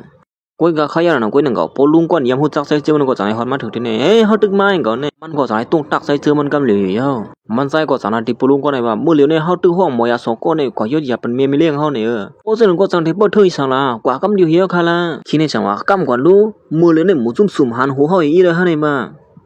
เขายังขี้นี่จังว่าพวกปิ่นไหนได้ปิ่นอ่านน่ะหมอยาหลวงเฮาได้จื้อก็ยศยาเป็นไอ้ในกำเฮาก้อยกว่ายศยาเป็นเมคนยิ่งอ่อนลีฮะไอ้นั่นหมอยาหลวงก็นี่จังว่า2สุดต้องเลยคืออันเฮายามรัดในสูนั่นก้นยศยากัดแขนน่ะสูอันว่านั่นน่ะเหมือนเฮาต้องเลยเอาเข็มปักตีหน้าผาอันว่านั่นนะขี้ในก็จังว่าเป็นเขานั่นกำเหลียวเป็นก้นอันนี้ฮะนี่มา